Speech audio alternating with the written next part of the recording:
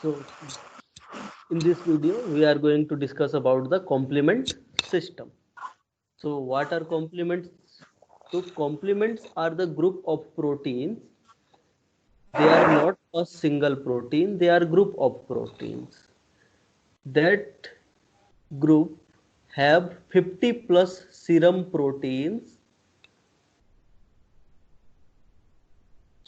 अगर कॉम्प्लीमेंट की बात की जाए, कॉम्प्लीमेंट सिस्टम की बात की जाए, तो सबसे पहले कॉम्प्लीमेंट प्रोटीन्स किन्हें कहा जाता है ये समझना पड़ेगा। तो कॉम्प्लीमेंट की अगर बात करें तो कॉम्प्लीमेंट पूरे के पूरे एक ग्रुप का नाम है जिसमें 50 से ज़्यादा प्रोटीन्स प्रेजेंट होते हैं जो सीरम में पाए जाते हैं, और ये 50 से अधिक सीरम प्रोटीन अपना रोल एडाप्टिव और इनेट दोनों तरीके की इम्यूनिटी में प्ले करते हैं। साथ ही साथ इनेट और एडाप्टिव इम्यूनिटी में रोल प्ले करने के साथ ही साथ अगर बॉडी के अंदर कोई एक पैथोजन इंटर हो गया हो, कोई एक सेल जिसका एज कंप्लीट हो गया हो, या फिर बॉडी में इम्यून कॉम्प्लेक्स का फॉर्मेशन हुआ हो, एंटीजन एंटीबॉडी का कॉम्प्लेक्स फॉर्मेशन हुआ हो, तो इस एंटीजन एंटीबॉडी कॉम्प्लेक्स पैथोजन या फिर डाइंग सेल का को बॉडी से क्लियर करने का काम करवा सकते हैं ये कॉम्प्लीमेंट प्रोटीन्स। अब कॉम्प्लीमेंट प्रोटीन की खोज कैसे हुई, तो इसके लिए हमको थोड़ा सा कॉम्प्लीमेंट प्रोटीन्स काम कैसे करते हैं ये समझना पड़ेगा। तो सिंपल सा बात यह है कि जो कॉम्प्लीमेंट प्रोटीन्स होते हैं उसमें कुछ complement proteins antigen antibody complex के साथ बाइंड करते हैं, और जैसे ही एंटीजन एंटीबॉडी कॉम्प्लेक्स के साथ ये कॉम्प्लीमेंट प्रोटीन बाइंड करते हैं, ये उस पैथोजन के प्लाज्मा मेम्ब्रेन पे एक पोर का फॉर्मेशन कर देते हैं। इसी जो फिनोमिनन है, इससे हमको हेल्प मिला कि हम लोग कॉम्प्लीमेंट प्रोटीन को डिस्कवर कर पाए। तो complement protein are first discovered by the ability to complex with antibodies. तो सबसे पहले इनको खोजा जा सका क्योंकि ये लोग एंटीबॉडीज के साथ कॉम्प्लेक्स का फॉर्मेशन कर सकते थे, और साथ ही साथ जिन एंटीजन के प्लाज्मा मेम्ब्रेन पे एंटीबॉडीज प्रेजेंट है, उस पैथोजन के प्लाज्मा मेम्ब्रेन में पोर का फॉर्मेशन करके उन्हें मार सकते थे। तो सबसे पहले जब ये एंटीजन के साथ एंटीबॉडी को जब पा रहे थे, तब रिस्पॉन्स शो कर रहे थे, तो हमको पहले लगा कि कॉम्प्लीमेंट प्रोटीन्स जो है वो एडाप्टिव इम्यूनिटी के पार्ट हो सकते हैं। लेकिन धीरे धीरे हमको रियलाइज हुआ कि कॉम्प्लीमेंट प्रोटीन एडाप्टिव इम्यूनिटी ही नहीं, इनेट इम्यूनिटी के भी पार्ट होते हैं। केवल और केवल कुछ प्रोटीन, स्मॉल फ्रैक्शन जो है प्रोटीन्स का, वो इसमें इन्वॉल्व होता है कि वो मेम्ब्रेन में होल का फॉर्मेशन कर सके। बाकी जो बचे हुए प्रोटीन्स होते हैं वो इनेट इम्यूनिटी में भी रोल प्ले करते हैं और एडाप्टिव इम्यूनिटी में भी अपना रोल प्ले कर रहे होते हैं। और इन कॉम्प्लीमेंट प्रोटीन का जो रोल है बहुत डाइवर्स होता है। अगर एक ही काम कर रहे होते तो क्या होता, पैथोजन इस पाथवे से किसी ना किसी तरीके से इन्वेड करने को सीख लेते। लेकिन अभी भी देखोगे तो यहाँ पे क्या देखने को मिलता है हम लोगों को कि पैथोजन्स के अंदर वेरियस स्ट्रेटेजीज हैं ताकि वो कॉम्प्लीमेंट के साथ कॉम्प्लीमेंट से इवेड कर सके, कॉम्प्लीमेंट सिस्टम से भाग सके। लेकिन अभी भी हम देखेंगे कि कई तरीके के कॉम्प्लीमेंट प्रोटीन्स होते हैं जो कि पैथोजन के अगेंस्ट में रिस्पॉन्स शो कर रहे होते हैं। So they are involved in both innate and adaptive branch of the immune system. अब बात यह है कि खोजे हुए तो हमको लगभग 100 साल हो चुका है। अगर कॉम्प्लीमेंट की डिस्कवरी की बात करें तो कॉम्प्लीमेंट की डिस्कवरी को 100 साल हो चुके हैं, लेकिन अभी तक हम कॉम्प्लीमेंट के अलग अलग फंक्शन के बारे में सीख रहे हैं। इतनी ज़्यादा डाइवर्सिटी देखने को मिलती है हमको कॉम्प्लीमेंट प्रोटीन के फंक्शन में।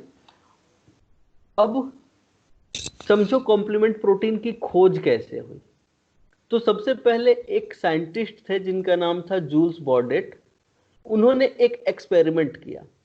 उन्होंने क्या किया, विब्रियो कॉलेरी नाम का एक बैक्टीरिया लिया जो कॉलेरा कॉज करता है, और जब इस विब्रियो कॉलेरी के तुम्हारे कल्चर में सीप से निकाला हुआ एंटी सीरम जो कि इस विब्रियो कॉलेरी के अगेंस्ट में बना हुआ था, इस एंटी सीरम को जब हम विब्रियो कॉलेरी के कल्चर पे डालते थे तो बैक्टीरिया का क्या हो जाता था, लाइसिस हो जाता था और बैक्टीरिया के प्लाज्मा मेम्ब्रेन को डिस्ट्रक्ट कर दिया जाता था।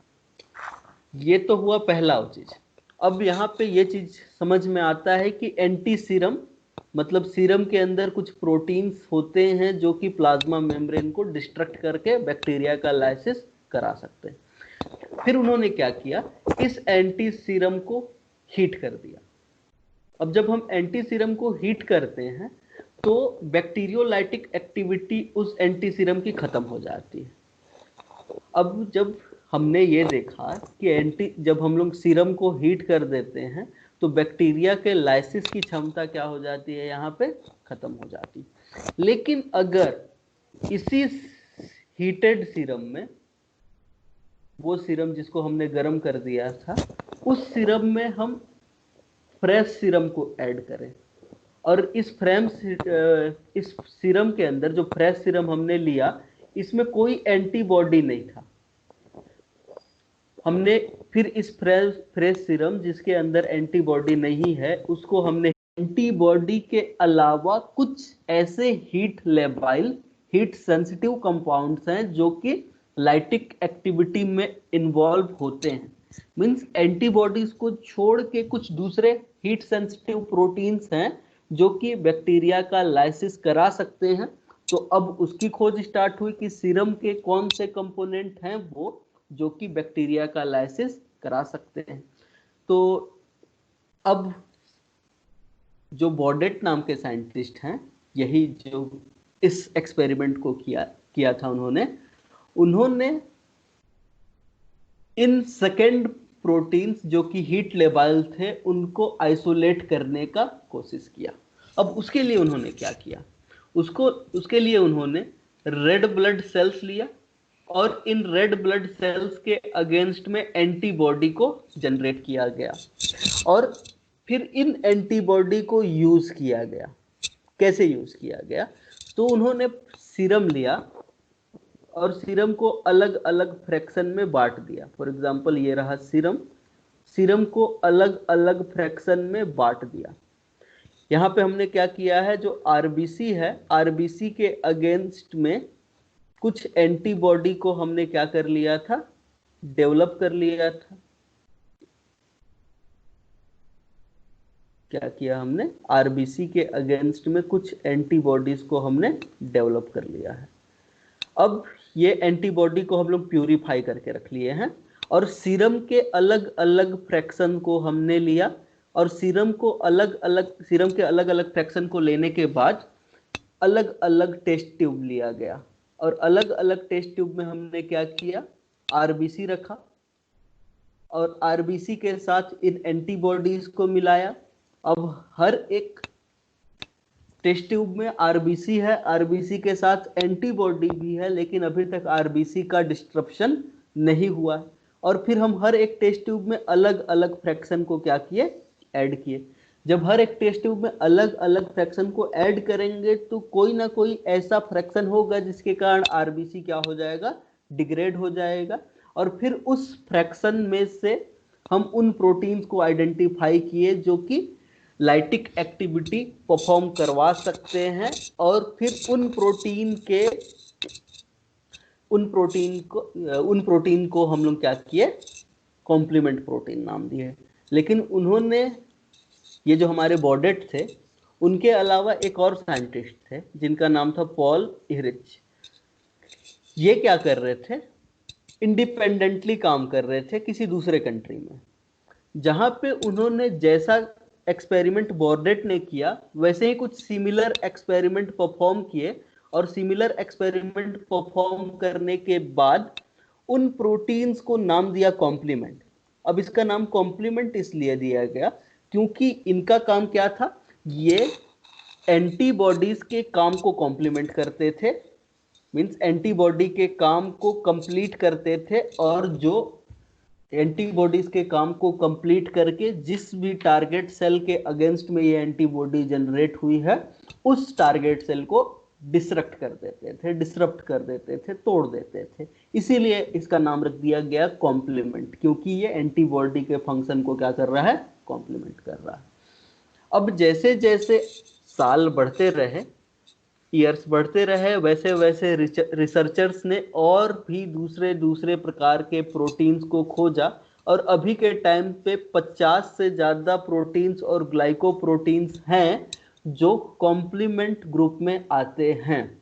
अगर कॉम्प्लीमेंट की बात करो तो most of the complement are synthesized by the liver, और लिवर के सेल्स क्या कहलाते हैं, हिपेटोसाइट्स कहलाते हैं। तो अधिकतर कॉम्प्लीमेंट प्रोटीन का सिंथेसिस किया जाता है लिवर के द्वारा, लेकिन कुछ अमाउंट में कॉम्प्लीमेंट का production monocytes, macrophages, fibroblast, epithelial cells of the gastrointestinal and genitourinary tracts, means अगर देखा जाए तो मोनोसाइट, मैक्रोफेजेस, फाइब्रोब्लास्ट और इपिथेलियल सेल्स भी क्या कर सकते हैं, कॉम्प्लीमेंट्स को सिक्रीट कर सकते हैं, उनका सिंथेसिस कर सकते हैं। लेकिन मोस्ट ऑफ द केसेस में लिवर का जो हिपेटोसाइट होता है वो कॉम्प्लीमेंट का सिंथेसिस कर रहा होता है।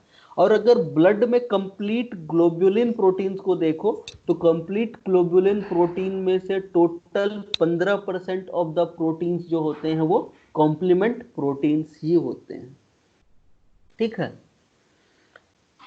इसके अलावा इन कॉम्प्लीमेंट प्रोटीन में कुछ रेगुलेटरी कंपोनेंट भी प्रेजेंट होते हैं जो कि सेल के मेम्ब्रेन पे प्रेजेंट होंगे, और ये कॉम्प्लीमेंट प्रोटीन ब्लड प्लाज्मा और सेल मेम्ब्रेन दोनों के ऊपर, मतलब क्या हुआ, पहले तो हमने इसकी खोज की ब्लड के प्लाज्मा में, अब हमने देखा कि कुछ कॉम्प्लीमेंट प्रोटीन्स सेल मेम्ब्रेन के ऊपर भी पाए जाते हैं।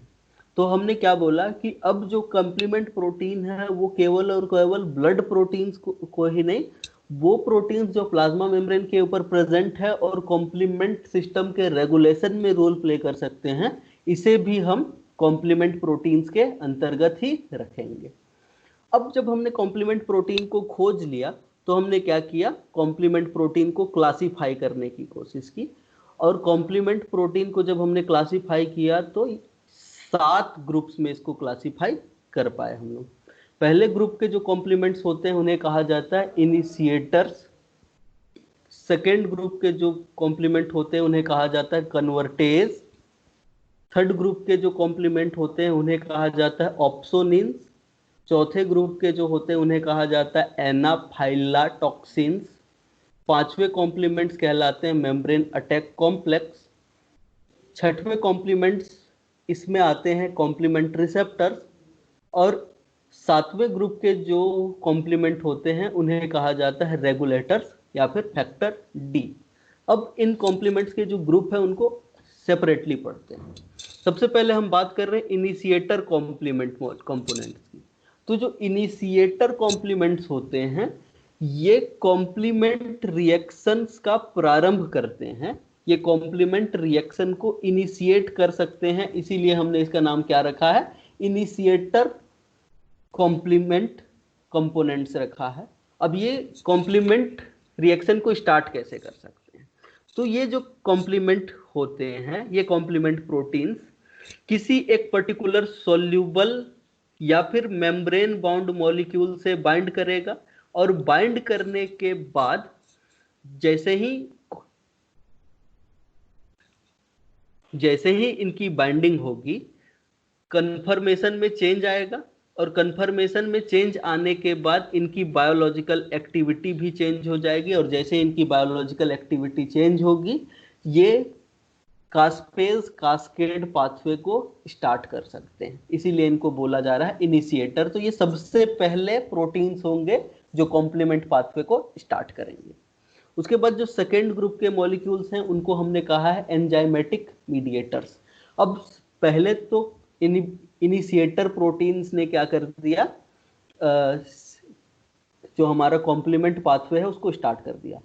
लेकिन स्टार्ट करने के बाद क्या होगा, यहाँ पे कुछ प्रोटियोलाइटिक एंजाइम्स पाए जाएंगे जो कि कॉम्प्लीमेंट प्रोटीन्स के ही पार्ट हैं, और ये कई दूसरे प्रोटीन को क्लीव करके एक्टिवेट करा सकते हैं ताकि इस पाथवे को क्या किया जा सके, स्टार्ट कराया जा सके। अब वो प्रोटीन्स जो कि इनएक्टिवेटेड फॉर्म में थे और उनको एक्टिवेट करके उनको क्लीव करके एक्टिवेट कराया जा सकता है, उन्हें कहा जाता है जाइमोजाइन्स। तो हमेशा याद रखना, बॉडी में बनने वाले वो प्रोटीन्स जो कि इनएक्टिव फॉर्म में बनते हैं और किसी प्रोटीएज के द्वारा इसको क्लीव करके एक्टिवेट कराया जा सकता है, तो वो प्रोटीन्स कहलाते हैं जाइमोजन्स। अब जाइमोजन्स, अब ये जो कॉम्प्लीमेंट प्रोटीएज हैं, कॉम्प्लीमेंट प्रोटीएज क्या होंगे, जैसे ही इनिशिएटर कॉम्प्लीमेंट के प्रोटीन्स क्या करेंगे, बाइंड करेंगे, कन्फर्मेशन में चेंज होगा रिसेप्टर के, रिसेप्टर में जैसे ही कन्फर्मेशन में चेंज होगा या फिर जैसे ही ये इनिशिएटर कॉम्प्लीमेंट किसी एंटीजन के साथ बाइंड करेंगे, तो ये इनिशिएटर प्रोटीन्स कुछ प्रोटीएज को एक्टिवेट करवाएंगे, और ये जैसे ही एक्टिवेट होंगे ये जाइमोजन्स को काटेंगे और काट के दूसरे एंजाइम्स को एक्टिवेट करा सकते हैं। अगर इसमें देखो तो मेनली दो प्रोटीएज जो हैं जिन्हें कहा जाता है C3 convertase and C5 convertase, ये दोनों प्रोटीएज जो हैं वो बहुत इंपॉर्टेंट रोल प्ले कर रहे होते हैं कॉम्प्लीमेंट सिस्टम में। तो कॉम्प्लीमेंट सिस्टम में सबसे इंपॉर्टेंट प्रोटीएज जो है वो कौन कौन से हैं, C3 कन्वर्टेज और C5 कन्वर्टेज। जैसा कि नाम से ही पता चल रहा है, C3 कन्वर्टेज C3 नाम के कॉम्प्लीमेंट प्रोटीन को काटेगा, C5 कन्वर्टेज C5 नाम के प्रोटीन को काटेगा, और जैसे ही काटेगा इस प्रोटीन के फ्रेगमेंट्स बनेंगे और ये फ्रेगमेंट्स अलग अलग फंक्शन परफॉर्म कर सकते हैं।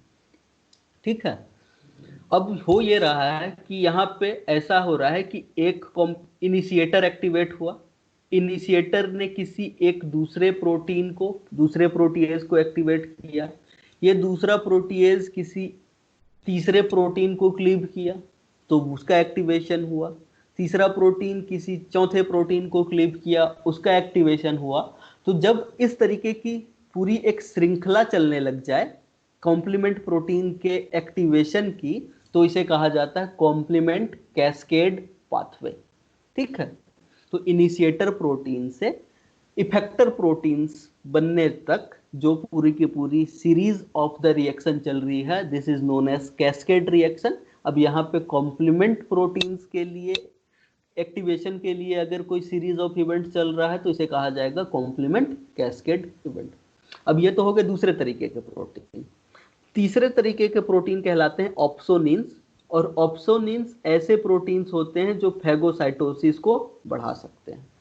तो जैसे ही कुछ कॉम्प्लीमेंट प्रोटीन एक्टिवेट होंगे कॉम्प्लीमेंट कैस्केड पाथवे के द्वारा, तो यहाँ पे क्या होता है, पहले एक सिंपल सा चीज समझो। अभी हमने क्या बोला, होता यह है कि जैसे ही इनिशिएटर कास्पेज एक्टिवेट होता है, ये क्या करता है, कुछ प्रोटीएज को एक्टिवेट करेगा, और जैसे ही ये प्रोटीएज एक्टिवेट होंगे वो कॉम्प्लीमेंट प्रोटीन को काट देंगे। जैसे ही कॉम्प्लीमेंट प्रोटीन कटेंगे इसके क्या बनेंगे, फ्रेगमेंट्स बनेंगे। अब इस फ्रेगमेंट को क्या किया जा सकता है, नाम दिया जा सकता है। जनरली नोमेनक्लेचर ऐसे होता है, जनरल बोल रहा हूं मैं, हमेशा नहीं। जनरली नोमेनक्लेचर ऐसा होता है कि जो स्मॉल फ्रेगमेंट होगा उसे कहा जाता है ए, और जो लार्ज फ्रेगमेंट होता है उसे कहा जाता है बी। अब मैंने क्या बोला कि यहाँ पे होता यह है कि C3 कन्वर्टेज बनता है, तो C3 कन्वर्टेज का काम क्या होगा, C3 को काट देना, और C3 जैसे ही कटेगा तो C3 से दो फ्रेगमेंट बन सकते हैं, C3A C3B। वैसे ही अगर C4 कटे तो C4A, C4B। तो अब यहाँ पे हो रहा है ये कि जो कॉम्प्लीमेंट के थर्ड ग्रुप के प्रोटीन्स होते हैं जिन्हें कहा जाता है ऑप्सोनिन्स, उनमें से हो ये रहा है कि जो C3 और C4 जैसे ही कटता है तो इसे जो लार्ज फ्रेगमेंट बनते हैं C3B और C4B, ये ऑप्सोनिन की तरीके से काम कर सकते हैं। और ऑप्सोनिन का काम क्या होता है कि ये जाके माइक्रोब से बाइंड कर जाएंगे, यानी कि एंटीजन के साथ बाइंड कर जाएंगे, और ये बाइंडिंग कोवेलेंट बाइंडिंग होगी। और जैसे ही ये माइक्रोब के साथ बाइंड करेंगे, ये कॉम्प्लीमेंट प्रोटीन्स अब जाके फैगोसाइटोटिक सेल के रिसेप्टर से बाइंड कर सकते हैं। और फैगोसाइटोटिक सेल के रिसेप्टर से जैसे ही बाइंडिंग होगा, ये फैगोसाइटोटिक सेल्स इन एंटीजन का फैगोसाइटोसिस करा सकते हैं। तो ये वाले कॉम्प्लीमेंट जैसे C3B, C4B, ये जाके फैगोसाइट के ऊपर C3B के रिसेप्टर या फिर C4B रिसेप्टर के ऊपर बाइंड करेगा, और जैसे ही बाइंडिंग होगी, ये C3B, C4B जिस भी एंटीजन के ऊपर बंधा हुआ है उस एंटीजन का फैगोसाइटोसिस हो जाएगा। तो ये हो गया third group of the complement. Fourth group में अगर बात करें तो इसमें आते हैं इन्फ्लामेटरी मीडिएटर्स। अब इन्फ्लामेटरी मीडिएटर्स में देखो तो कॉम्प्लीमेंट के जो स्मॉल फ्रेगमेंट्स बने हैं ना, जैसे स्मॉल को मैंने क्या बोला, C3A, C4A, तो जो छोटे फ्रेगमेंट्स बनते हैं वो नॉर्मली एक्ट करते हैं एज ए इन्फ्लामेटरी मीडिएटर्स। ये जो छोटे फ्रेगमेंट्स हैं ये जाके एंडोथीलियल सेल्स के ऊपर बाइंड कर जाएंगे, और ये एंडोथीलियल सेल्स प्रेजेंट होते हैं ब्लड वेसल की लाइनिंग में। जैसे ही ब्लड वेसल की लाइनिंग के एंडोथीलियल सेल के ऊपर इसकी बाइंडिंग होगी, वैसे ही ये प्रोटीन्स ब्लड वेसल का डायामीटर को इंक्रीज कर देगा। अब जैसे ही ब्लड वेसल का डायामीटर इंक्रीज होगा, यहाँ पे ब्लड फ्लो क्या हो सकता है, ज्यादा हो सकता है। तो अब ये कॉम्प्लीमेंट प्रोटीन तो वहां पे एक्टिवेट होंगे जहां पे इन्फेक्शन है। तो इन्फेक्शन के साइट पे ये जो छोटे वाले फ्रेगमेंट्स हैं, वो छोटे वाले फ्रेगमेंट्स इन्फेक्शन के साइट पे जो ब्लड वेसल है उसकी एंडोथीलियल सेल पे बाइंड करके ब्लड वेसल की चौड़ाई बढ़ा देंगे, जिसके कारण अफेक्टेड एरिया में ब्लड फ्लो बढ़ जाएगा। अब ब्लड फ्लो बढ़ाने के अलावा ये लोग क्या करेंगे, ये जो स्मॉल फ्रेगमेंट्स हैं ये दूसरे WBC को उस इन्फेक्टेड साइड की तरफ अट्रैक्ट कर सकते हैं। अब अट्रैक्ट करेंगे तो उन पैथोजन को क्या किया, वहां पे अगर कोई एक पैथोजन है तो उसको क्या किया जा सकता है, मारा जा सकता है। अगर अपना खुद का बॉडी का कोई एक टिश्यू डैमेज किया है तो उसका भी फैगोसाइटोसिस करके उससे निकाला जा सकता है। लेकिन जब बॉडी के अंदर इन प्रोटीन का कॉन्सेंट्रेशन बढ़ जाए तो क्या होगा, जब इन प्रोटीन का कॉन्सेंट्रेशन बढ़ जाएगा तो ये बॉडी के अंदर क्या करेंगे, इन्फ्लामेशन जनरेट कर देंगे। इसीलिए और इन्फ्लामेशन के बाद बॉडी में एक रिस्पॉन्स जनरेट होगा जिसे कहा जाता है एनाफाइलैक्सिस, और एनाफाइलैक्सिस कॉज करवा सकते हैं ये लोग, इसीलिए इनको कहा जाता है एनाफाइलाटॉक्सिन्स। और एनाफाइलाटॉक्सिन्स क्या करवाएंगे, ये बॉडी में जब हायर कॉन्सेंट्रेशन में हो जाएंगे तो ये बॉडी में इन्फ्लामेशन इंक्रीज करवा सकते हैं। तो जैसे देखो C3A और C5A एनाफाइलोटॉक्सिन की तरीके से काम कर सकता है, बॉडी में इन्फ्लामेशन कॉज करा सकता है। अगर फिफ्थ क्लास के मेंबर को देखो तो ये होते हैं मेम्ब्रेन अटैक प्रोटीन्स।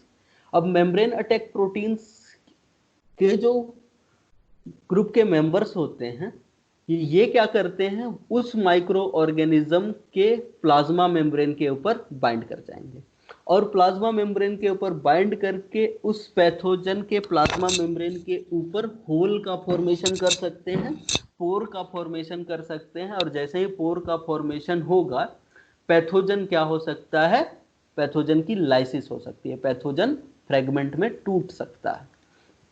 ठीक है, अब ये जो मेम्ब्रेन अटैक कॉम्प्लेक्स बनता है, MAC का मतलब मेम्ब्रेन अटैक कॉम्प्लेक्स बनता है, इसे हम इलेक्ट्रॉन माइक्रोस्कोपी के द्वारा देख सकते हैं।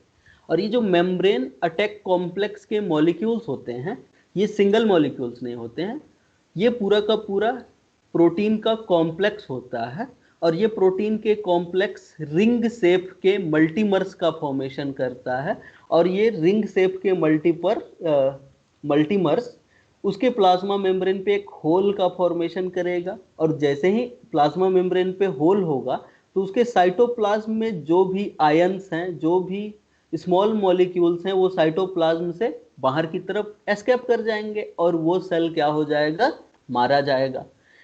तो मेम्ब्रेन अटैक कॉम्प्लेक्स एंटीजन को भी क्या कर सकता है, मार सकता है। लेकिन एंटीजन को मारने के अलावा ये होस्ट सेल के ऊपर भी पोर का फॉर्मेशन कर सकता है, लेकिन होस्ट सेल के ऊपर ये इन्फेक्शन कॉज ना करे, इसीलिए यहाँ पे कुछ रेगुलेटरी प्रोटीन्स और रेगुलेटरी मैकेनिज्म पाया जाता है। तो जब तक ये रेगुलेटरी मैकेनिज्म काम कर रहा है तब तक कॉम्प्लीमेंट के प्रोटीन्स बॉडी के खुद के सेल्स के ऊपर पोर का फॉर्मेशन नहीं कर पाएंगे। लेकिन पैथोजन में तो वो ये रेगुलेटरी मैकेनिज्म है नहीं, तो पैथोजन में जब ये रेगुलेटरी मैकेनिज्म नहीं होगा तो पैथोजन के मेम्ब्रेन पे पोर का फॉर्मेशन कराया जा सकता है। ये हो गया 5th क्लास के मॉलिक्यूल्स। नेक्स्ट होते हैं कॉम्प्लीमेंट रिसेप्टर प्रोटीन्स। अब रिसेप्टर, ये जो कॉम्प्लीमेंट के रिसेप्टर्स होते हैं प्रेजेंट होते हैं सेल के सरफेस पे, और किसी एक पर्टिकुलर सिग्नल से या फिर पर्टिकुलर कॉम्प्लीमेंट के साथ बाइंड करके सेल के अंदर कोई एक रिस्पॉन्स जनरेट करा सकते हैं। फॉर एग्जांपल एक रिसेप्टर की बात कर रहे हैं हम लोग CR1, जो कि बाइंड करता है C3b से, और C3b जैसे ही CR1 के ऊपर बाइंड करेगा, तो फॉर एग्जांपल ये है कोई एक एंटीजन, इस एंटीजन के ऊपर C3b बाइंड था, C3b जैसे ही जाके CR1 के ऊपर बाइंड करेगा तो फैगोसाइटोटिक सेल इस C3b बाइंडेड एंटीजन का फैगोसाइटोसिस कर जाएंगे। तो होता यह है कि जैसे ही C3b से बाइंडेड पैथोजन CR1 रिसेप्टर से बाइंड करता है, उस पैथोजन का ऑप्सोनाइजेशन हो जाता है। इसके अलावा C5a, इसको हमने क्या बोला है, एनाफाइलाटॉक्सिन बोला है, जो बॉडी में एनाफाइलैक्सिस कॉज करा सकता है। ये C5a के रिसेप्टर से बाइंड करेगा, और ये रिसेप्टर प्रेजेंट होता है ऑन द न्यूट्रोफिल्स, और जैसे ही C5a के रिसेप्टर से बाइंड करेगा, न्यूट्रोफिल का डीग्रेन्युलेशन हो जाएगा, और न्यूट्रोफिल के वेसाइकल में जो भी कंपोनेंट्स हैं उनको रिलीज कर दिया जाएगा, और वो कंपोनेंट्स बॉडी में इन्फ्लामेशन कॉज कर देंगे। ये तो 6th ग्रुप का मॉलिक्यूल हो गया। अब आते हैं हम लोग 7th, रेगुलेटरी कंपोनेंट्स। अब रेगुलेटरी कंपोनेंट्स तो हमने जिसके बारे में थोड़ी देर पहले ही डिस्कस किया कि बॉडी के जो कॉम्प्लीमेंट प्रोटीन में मेम्ब्रेन अटैक कॉम्प्लेक्स के मॉलिक्यूल होते हैं, वो होस्ट सेल के ऊपर खुद पोर का फॉर्मेशन ना कर दे, तो उसके लिए कुछ रेगुलेटरी प्रोटीन्स भी होते हैं जो कॉम्प्लीमेंट के एक्टिविटी को रेगुलेट कर रहे होते हैं। और इन प्रोटीन्स में फैक्टर 1 होता है, C3b होता है, CD59 होता है, और ये factor 1, C3b, CD59 host cell के ऊपर मेम्ब्रेन अटैक कॉम्प्लेक्स के फॉर्मेशन को रोक सकता है। तो ये 7 मेंबर्स हो गए। तो देखो, इनिशिएटर का काम क्या होगा कि जैसे ही क्या हुआ, यहाँ पे ये एंटीजन था, एंटीजन आया, एंटीजन के ऊपर बाइंड किया एंटीबॉडी ने, एंटीबॉडी के ऊपर बाइंड हुए इनिशिएटर्स, और इनिशिएटर जैसे ही बाइंड होंगे, ये बाइंड करने के बाद कुछ दूसरे प्रोटीन्स को एक्टिवेट करवाएंगे, और ये होंगे प्रोटीएज, जो कि प्रोटीन को क्लीव करेंगे, और प्रोटीन को क्लीव करने के बाद पूरा का पूरा एक कास्केड पाथवे चलेगा।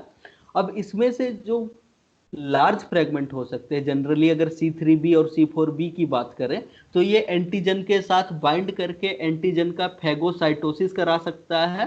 तो 3rd ग्रुप के मेंबर में आते हैं ऑप्सोनिन्स। 4th ग्रुप में ये जो स्मॉल फ्रेगमेंट बनते हैं वो जाके क्या करवा सकते हैं, बॉडी में इन्फ्लामेशन कॉज करा सकते हैं, इसीलिए हमने इसको कहा एनाफाइलाटॉक्सिन्स। कुछ प्रोटीन्स पॉलीमराइज होके मेम्ब्रेन अटैक कॉम्प्लेक्स का फॉर्मेशन करा सकते हैं, और ये मेम्ब्रेन अटैक कॉम्प्लेक्स पैथोजन के प्लाज्मा मेम्ब्रेन के ऊपर पोर का फॉर्मेशन कर सकता है। कॉम्प्लीमेंट प्रोटीन के रिसेप्टर्स हो सकते हैं जिसके ऊपर कॉम्प्लीमेंट प्रोटीन आके बाइंड करेगा, और ये रिसेप्टर अलग अलग तरीके के काम कर सकते हैं। कुछ रेगुलेटरी प्रोटीन्स हो सकते हैं जो कि खुद के होस्ट सेल के ऊपर मेम्ब्रेन अटैक कॉम्प्लेक्स का फॉर्मेशन होने नहीं देता। तो ये 7 ग्रुप के प्रोटीन्स हो गए हमारे कॉम्प्लीमेंट के। अब बॉडी में जो कॉम्प्लीमेंट प्रोटीन होते हैं वो तो प्रेजेंट होते ही हैं, हमेशा प्रेजेंट होते हैं सीरम में। तो फिर इन कॉम्प्लीमेंट प्रोटीन को देखो, जब ये हमेशा प्रेजेंट हैं तो ये हमेशा रिस्पॉन्स क्यों नहीं कर रहे होते हैं? क्योंकि ये लोग जब बनते हैं तो ये इनएक्टिवेटेड फॉर्म में होते हैं, और जब इनसे काम कराना है, इनको काम करना है, तो इन कॉम्प्लीमेंट प्रोटीन्स को क्या करना पड़ेगा? एक्टिवेट कराना पड़ेगा। और कॉम्प्लीमेंट प्रोटीन को एक्टिवेट कराने के लिए हमारे पास 3 पाथवे हैं। पहला कहलाता है क्लासिकल पाथवे, दूसरा कहलाता है लेक्टिन बाइंडिंग पाथवे, और तीसरा कहलाता है अल्टरनेट पाथवे। अब ये तीनों के तीनों पाथवे को देखो तो तीनों पाथवे में कॉम्प्लीमेंट का एक्टिवेशन डिफरेंट होता है, लेकिन अल्टीमेटली एक ऐसा प्रोटीन बनता है जिसे कहा जाता है C3 कन्वर्टेज, जो कि C3 मॉलिक्यूल को क्या कर सकता है? 2 फ्रेगमेंट में काट सकता है। अब क्लासिकल पाथवे हो, चाहे लेक्टिन बाइंडिंग पाथवे हो, चाहे अल्टरनेट पाथवे हो, इन तीनों केस में अल्टीमेटली एक ऐसा कॉम्प्लेक्स बनेगा जो कि C3 को 2 फ्रेगमेंट में C3A और C3B में काट सकता है। तो इस प्रोटीन को क्या कहा जाएगा? C3 कन्वर्टेज कहा जाएगा। तो ये तीनों के तीनों पाथवे एक ही जगह पे आके मिलते हैं, C3 कन्वर्टेज का फॉर्मेशन। और जैसे ही बॉडी के अंदर, अब देखो तो जो क्लासिकल पाथवे और लेक्टिन बाइंडिंग पाथवे है, वहां पे जो C3 कन्वर्टेज होता है वो होता है एक डाइमर। किसका डाइमर? तो C4 का लार्ज सब यूनिट, जिसको C4B कह रहे हैं हम लोग। हमने बोला ना अभी, अगर C4 कटेगा तो 2 फ्रेगमेंट बन सकते हैं, एक छोटा और एक बड़ा। जो छोटा है उसे C4A कहा जाएगा और जो बड़ा है उसे C4B कहा जाए। तो ये C4B और उसके साथ C2A, ये दोनों मिलके क्या बनाए? एक डाइमर का फॉर्मेशन कराए। तो क्लासिकल पाथवे हो चाहे लेक्टिन बाइंडिंग पाथवे हो, वहां पे C4B और 2A मतलब C2A, ये दोनों मिलके एक डाइमर बनाएंगे और ये डाइमर C3 कन्वर्टेज का काम करेगा। लेकिन अल्टरनेटिव पाथवे, जिसको अल्टरनेटिव ही इसलिए कहा जा रहा है क्योंकि यहाँ पे C3 कन्वर्टेज अलग होता है, ये बना हुआ होता है C3BB का। ठीक है। अब देखो तो C3 कन्वर्टेज एक बार अगर बॉडी में एक्टिवेट हो ना, तो C3 कन्वर्टेज एक दूसरे कॉम्प्लेक्स को एक्टिवेट करवाता है जिसका नाम है C5 कन्वर्टेज। अब C5 कन्वर्टेज का फॉर्मेशन कैसे होता है? तो जो C3 कन्वर्टेज थे उन्होंने क्या किया? C3 को काटा, C3B बना। अब इसी C3 कन्वर्टेज के ऊपर C3B आके बाइंड हो जाए तो बनेगा यहाँ पे हम लोग का C5 कन्वर्टेज। जैसे कि हम लोग अभी थोड़ी देर पहले ही देखे कि जो C3 कन्वर्टेज है in the case of classical and lectin binding pathway, वो है C4B और 2A। इसके साथ साथ आके 3B भी बाइंड हो जाए। और दूसरा हमने देखा था क्या कि C3B हो, उसके साथ BB हो, इसके ऊपर आके एक और C3B बाइंड हो जाए, तो ये दोनों क्या कहलाएंगे? ये दोनों C5 को क्लीव कर सकते हैं और C5 को 2 फ्रेगमेंट में काट सकते हैं। तो ये प्रोटीन कहलाते हैं हमारे C5 कन्वर्टेज। तो अल्टीमेटली चाहे कोई भी पाथवे हो, क्लासिकल पाथवे हो, चाहे लेक्टिन बाइंडिंग पाथवे हो, चाहे अल्टरनेट पाथवे हो, वो आके मिलेगा C3 कन्वर्टेज पे, और C3 कन्वर्टेज C3 को काटेगा और C3 का जो B वाला फ्रेगमेंट है वो इस C3 कन्वर्टेज के साथ मिलके C5 कन्वर्टेज बनाएगा अल्टीमेटली। और C5 कन्वर्टेज जैसे ही काम करेगा फिर से वही 2 फ्रेगमेंट बनेंगे। एक तो छोटा फ्रेगमेंट C5 है जो इन्फ्लामेशन में रोल प्ले करेगा, और दूसरा बड़ा फ्रेगमेंट C5B जो कि मेम्ब्रेन अटैक कॉम्प्लेक्स का फॉर्मेशन करवाएगा। ठीक है। तो अब आराम से चीजें समझते हैं। पहले हम लोग समझते हैं क्लासिकल पाथवे कैसे स्टार्ट होता है। तो अगर classical pathway of the complement activation को देखो तो ये एडाप्टिव इम्यूनिटी का पार्ट माना जा सकता है, क्योंकि ये जो क्लासिकल पाथवे इनिशिएट होता है, स्टार्ट होता है क्लासिकल पाथवे का इनिशिएशन एंटीजन एंटीबॉडी कॉम्प्लेक्स के ऊपर डिपेंड करता है। अब ये जो एंटीजन एंटीबॉडी कॉम्प्लेक्स है वो या तो सॉल्युबल फॉर्म में पाया जा सकता है या फिर जो हमारे पैथोजन है, अब वो पैथोजन वायरस हो, फंगस हो, पैरासाइट हो, चाहे बैक्टीरिया हो, उसके मेम्ब्रेन पे जो एपिटोप्स पाए जाते हैं उसके ऊपर एंटीबॉडी बाइंड हो सकती है। तो या तो एंटीजन एंटीबॉडी का कॉम्प्लेक्स सॉल्युबल फॉर्म में पाया जा सकता है सीरम में, या फिर जो पैथोजन है उसके एपिटोप पे एंटीबॉडी बाइंडेड अवस्था में पाई जा सकती है। अब चाहे कोई भी केस हो, ये दोनों के दोनों केस क्या कर सकते हैं, क्लासिकल पाथवे को एक्टिवेट करवा सकते हैं। अब देखो, जो सॉल्युबल वाला एंटीजन एंटीबॉडी कॉम्प्लेक्स होता है उसे कहा जाता है इम्यून कॉम्प्लेक्स। तो अब इम्यून कॉम्प्लेक्स में हम क्या देख रहे हैं कि एंटीजन एंटीबॉडी के साथ बाइंड हो गया। फॉर एग्जांपल ये हो गया हमारा एंटीजन, इस एंटीजन के साथ बाइंडिंग की है किसने, एंटीबॉडी ने। तो अगर ये एंटीजन एंटीबॉडी का कॉम्प्लेक्स सॉल्युबल है तो इसे कहा जाएगा इम्यून कॉम्प्लेक्स। या तो फिर ये एंटीजन क्या हो सकता है, किसी एक पैथोजन के ऊपर एपिटोप के फॉर्म में हो सकता है और उसके ऊपर एंटीबॉडी प्रेजेंट हो सकता है। अब चाहे कोई भी केस हो, यहाँ पे क्या हो सकता है, कॉम्प्लीमेंट पाथवे स्टार्ट हो सकता है। लेकिन क्या 5 प्रकार की जो एंटीबॉडी होती है हर एक एंटीबॉडी कॉम्प्लीमेंट को एक्टिवेट करा सकती है क्या, तो नहीं। ओनली 2 तरीके की एंटीबॉडीज हैं। पहला तो IgM, ये कॉम्प्लीमेंट को एक्टिवेट करवा सकता है, और IgG में भी कुछ मेंबर्स IgG के वो कॉम्प्लीमेंट को एक्टिवेट करा सकते हैं। तो ओनली 2 एंटीबॉडीज हैं, IgM और IgG, यही दोनों कॉम्प्लीमेंट पाथवे को एक्टिवेट करा सकते हैं। अब जैसे ही क्या होगा, इनिशियल रिएक्शन चलेगा। इनिशियल रिएक्शन मतलब एंटीजन एंटीबॉडी कॉम्प्लेक्स के ऊपर इनिशिएटर कैस्पेज बाइंड करेंगे। तो इनिशिएटर कैस्पेज C1, C2 और C4 इन कॉम्प्लीमेंट प्रोटीन्स को क्या कर सकते हैं, क्लीव कर सकते हैं। ये जो होते हैं C1, C2 और C4 इनएक्टिव फॉर्म में बनते हैं, और जैसे ही क्या होगा, एंटीजन एंटीबॉडी कॉम्प्लेक्स बनेगा, तो एंटीबॉडी का जो FC होता है, फ्रेगमेंट ऑफ क्रिस्टलाइजेशन होता है, उसमें कन्फर्मेशन चेंज होगा। और जैसे ही कन्फर्मेशन चेंज होगा, यहाँ पे C1 कॉम्प्लीमेंट प्रोटीन आके बाइंड कर जाएंगे। तो समझो क्या हो रहा है, जो क्लासिकल पाथवे है उसमें मेनली 3 प्रोटीन इन्वॉल्व होते हैं इनिशियल रिएक्शन के लिए। तो जैसे ही क्या होगा, ये रहा हमारा एंटीजन, एंटीजन के ऊपर बाइंड है हमारा एंटीबॉडी। तो जब तक एंटीबॉडी फ्री फॉर्म में थी, इसका FC रिसेप्टर जो होता है उसका कन्फर्मेशन अलग होता है।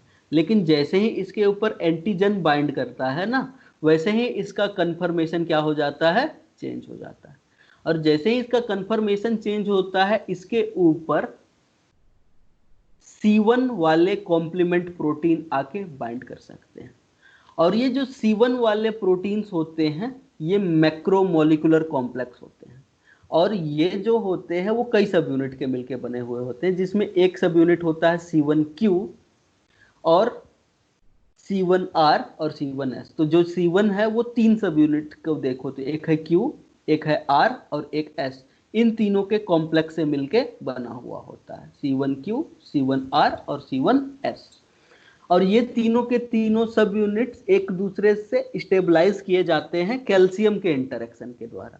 तो कैल्शियम क्या करके रखा है, इन तीनों सब यूनिट को एक साथ जोड़ के रखा हुआ है। तो ये हुआ पहला स्टेप कि जैसे ही एंटीजन एंटीबॉडी का कॉम्प्लेक्स ब्लड में देखने को मिला, या फिर एंटीजन पैथोजन के प्लाज्मा मेम्ब्रेन पे देखने को मिला, इसके ऊपर C1 बाइंड करेगा। C1 3 सब यूनिट का है, C1Q, C1R, C1S। ये जो Q, R और S जो हैं, ये दोनों के दोनों होते हैं सेरीन प्रोटीएज। अब सेरीन प्रोटीएज किसे कहा जाता है, तो C1R और C1S सेरीन प्रोटीएज हैं। सेरीन प्रोटीएज उन्हें कहा जाता है जो कि किसी एक एंजाइम में वहां से कट लगाते हैं जहां पे सेरीन हो। तो ऐसे एंजाइम्स जो कि सेरीन के बाद कट लगाते हैं, प्रोटीन को काटते हैं, ऐसे एंजाइम कहलाते हैं सेरीन प्रोटीएज। तो C1R एंड C1S जो है वो सेरीन प्रोटीएज है। अब यहां पे देखो, ये था मान लो पैथोजन। अब पैथोजन के ऊपर जैसे ही क्या हुआ, एंटीबॉडी ने बाइंड किया। अब ये एंटीबॉडी कौन सा है, आईजीजी मान लेते हैं अभी के केस में, आईजीजी जैसे ही बाइंड किया, आईजीजी के जो एफसी डोमेन को देखोगे तो उसमें कंफर्मेशन चेंज होगा, और जैसे ही उसके ऊपर कंफर्मेशन चेंज होगा, इसके ऊपर C1 कॉम्प्लेक्स आके बाइंड कर सकता है। अब C1 कॉम्प्लेक्स को भी हमने बोला कि C1 कॉम्प्लेक्स 3 प्रोटीन से मिलकर बना हुआ हो सकता है, C1Q, C1R और C1S। अगर C1Q को देखो तो C1Q जो है वो 18 पॉलीपेप्टाइड का मिलकर बना हुआ होता है, और ये जो 18 पॉलीपेप्टाइड्स हैं वो 6 फ्रेगमेंट्स के रूप में, 6 सब यूनिट्स के रूप में देखने को मिलते हैं। 6 सब यूनिट जैसे देखो 1 2 3 4 5 एंड 6। तो ये 18 चेन 6 फ्रेगमेंट्स के रूप में देखने को मिलते हैं, क्योंकि हर एक सब यूनिट में 3 पेप्टाइड जो है वो कोलेजन हेलिक्स के रूप में प्रेजेंट होते हैं। तो एक सब यूनिट में 3 कोलेजन हेलिक्स हैं, तो 3 6 ऐसे करोगे तो टोटल 6 सब यूनिट्स में क्या देखने को मिलेंगे, 18 पेप्टाइड्स देखने को मिलेंगे। तो जो क्यू है वो 18 पेप्टाइड का मिलके बना हुआ है, और ये 18 पेप्टाइड 3-3 के बैच में 6 सब यूनिट का फॉर्मेशन करा रहे होते हैं। और ये जो C1Q जो होता है, यही जाके एंटीबॉडी के CH2 डोमेन से बाइंड करता है। अगर तुमको एंटीबॉडी का स्ट्रक्चर याद होगा तो तुमको पता होगा कि जो IgG होता है उसके हैवी चेन पे 4 डोमेन होते हैं। तुम्हारा एक होता है वेरिएबल हैवी, एक होता है कांस्टेंट हैवी 1, एक होता है कांस्टेंट हैवी 2। तो जैसे ही एंटीजन एंटीबॉडी बाइंड किया तो वैसे ही कांस्टेंट हैवी 2 डोमेन क्या हो जाएगा, विजुअलाइज हो जाएगा, और उसके ऊपर आके बाइंड कर सकता है C1Q। और जैसे ही C1Q आके बाइंड करेगा, इसके ऊपर C1R और C1S आके बाइंड कर सकते हैं। अब R के कितने सेगमेंट, तो 2 सेगमेंट। ये देखो, ये रहा एक R और ये रहा दूसरा R। S के कितने सेगमेंट्स, तो 2 सेगमेंट्स। तो यहाँ पे C1 के 6 सेगमेंट, C1Q के 6 सेगमेंट, C1R के 2 सेगमेंट और C1S के 2 सेगमेंट मिलके C1 कॉम्प्लेक्स का फॉर्मेशन करते हैं। अब देखो, पहला बात तो ये समझना पड़ेगा कि ऐसा कैसे हो रहा है कि जब तक एंटीबॉडी के ऊपर एंटीजन बाइंड नहीं है तब तक ये C1 कॉम्प्लेक्स बाइंड नहीं कर पा रहा है। तो रीजन समझो। अब C1 मैक्रोमोलिकुलर कॉम्प्लेक्स एंटीबॉडी के ऊपर तभी बाइंड कर पाएगा जब कम से कम 2 एंटीबॉडी के कांस्टेंट रीजन हो, प्रेजेंट अवेलेबल हो, तब जाके स्टेबल C1Q और एंटीबॉडी का इंटरेक्शन हो सकता है। मींस अगर एंटीबॉडी के ऊपर C1 कॉम्प्लेक्स को बाइंड करना है तो C1Q डायरेक्ट इंटरेक्शन कर रहा है। अब C1Q को एंटीबॉडी पे बाइंड, यहाँ पे देखो एंटीबॉडी से डायरेक्ट इंटरेक्शन किसका हो रहा है, C1Q का हो रहा है। तो अगर C1Q को एंटीबॉडी के ऊपर बाइंड करना है तो सबसे पहला बात तो कम से कम 2 कांस्टेंट रीजन खाली होने चाहिए, जैसे कि यहाँ पे देखने को मिला हम लोग को। जब तक 2 कांस्टेंट रीजन नहीं खाली होंगे तब तक C1Q एंटीबॉडीज के साथ स्टेबल इंटरएक्शन नहीं कर सकता है।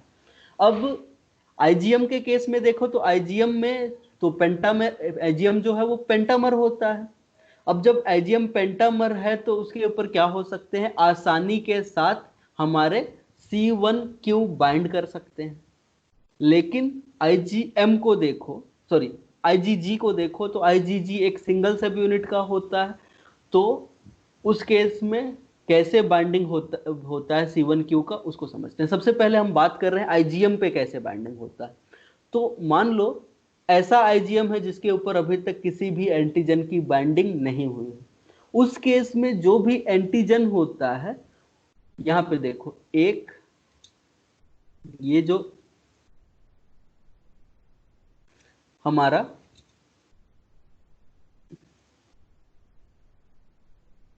एंटीबॉडी है, आईजीएम की बात कर रहे हैं, और ये जो आईजीएम है उसमें हम क्या बोल रहे हैं कि एंटीबॉडी के कितने, एंटीबॉडी के कितने सब यूनिट हो सकते हैं, 5 सब यूनिट हो सकते हैं, 1 2 3 4 5, 5 सब यूनिट। अब ये जो 5 सब यूनिट है वो एक दूसरे से जे चेन से क्या है, कनेक्टेड है।